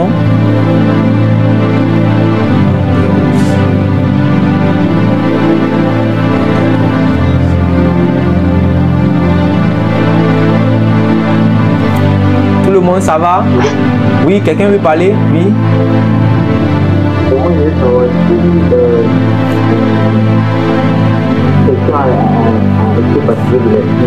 Oui.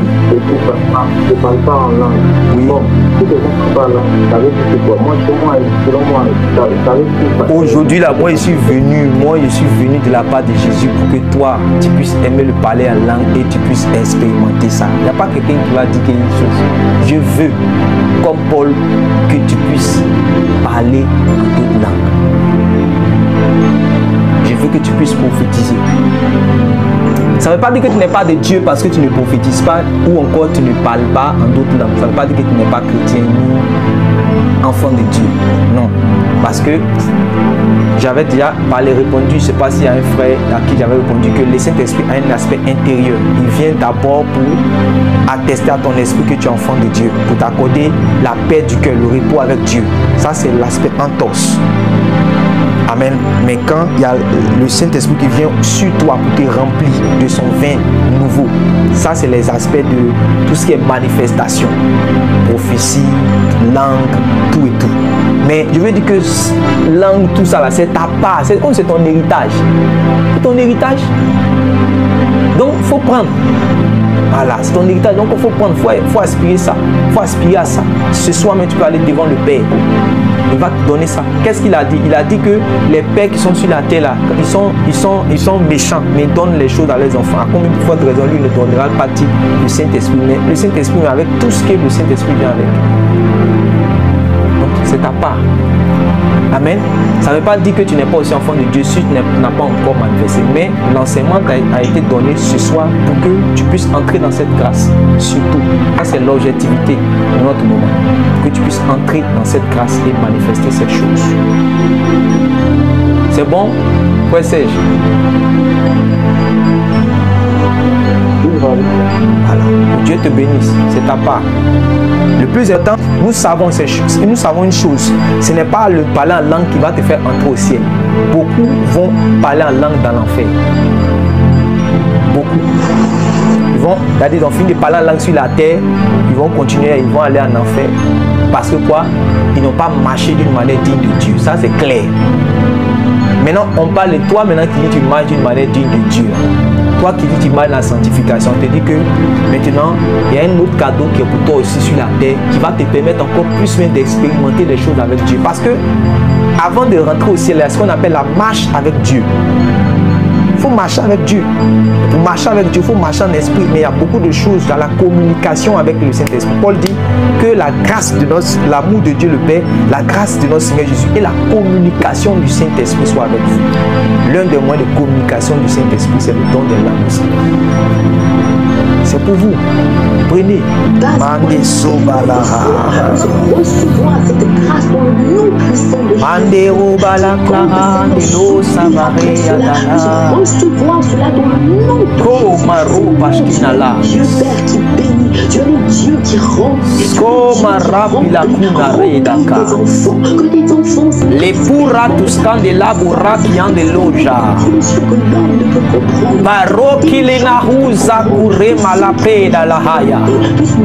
Waino bro le fati lusha le klura benako bobo borakala.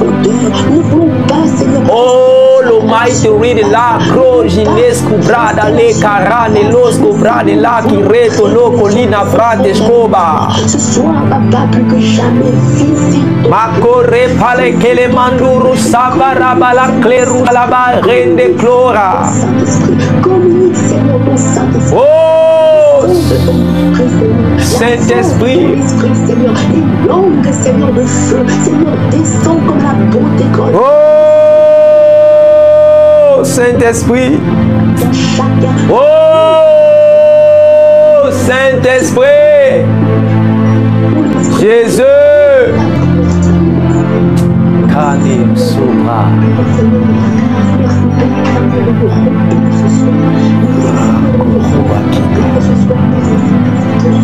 Oh!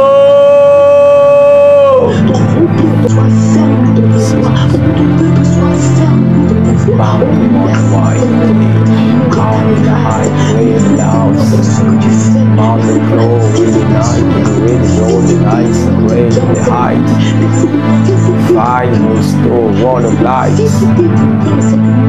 the reading now, no fatty reading, no down the rain, school bounce, reading mounts, no mohoto solo clothing bars, fatty reading clean the house, scold about the love latish clamicos, we declare the masu, Trishati Luna Fight. Scota bloda raki de lo shandi la cruz abita fusklandi la klija tu rasu la plena. Ko skin ready bloss reta fula clean shure to slap out. Kene was right in a sight pray la honda fa creja to lo pray la house. Ta grâce, Père. Ta grâce, Père, ils veulent t'expérimenter. Ils veulent t'expérimenter. Ils veulent t'expérimenter, Père. Dans l'esprit maintenant, Père. Père, dans l'esprit maintenant, Père. L'esprit, Père, pour monter en esprit, Seigneur, maintenant. Ta gloire est à l'œuvre. C'est le partage de tes enfants, Père. Tu parles de nouvelles langues pour parler à Dieu, ton Père, des mystères, afin qu'il y ait conversation et communication d'esprit à esprit. Les mystères sortent de toi. Il dit par des lèvres balbutiantes, par des lèvres balbutiantes, par des lèvres balbutiantes, par des lèvres balbutiantes.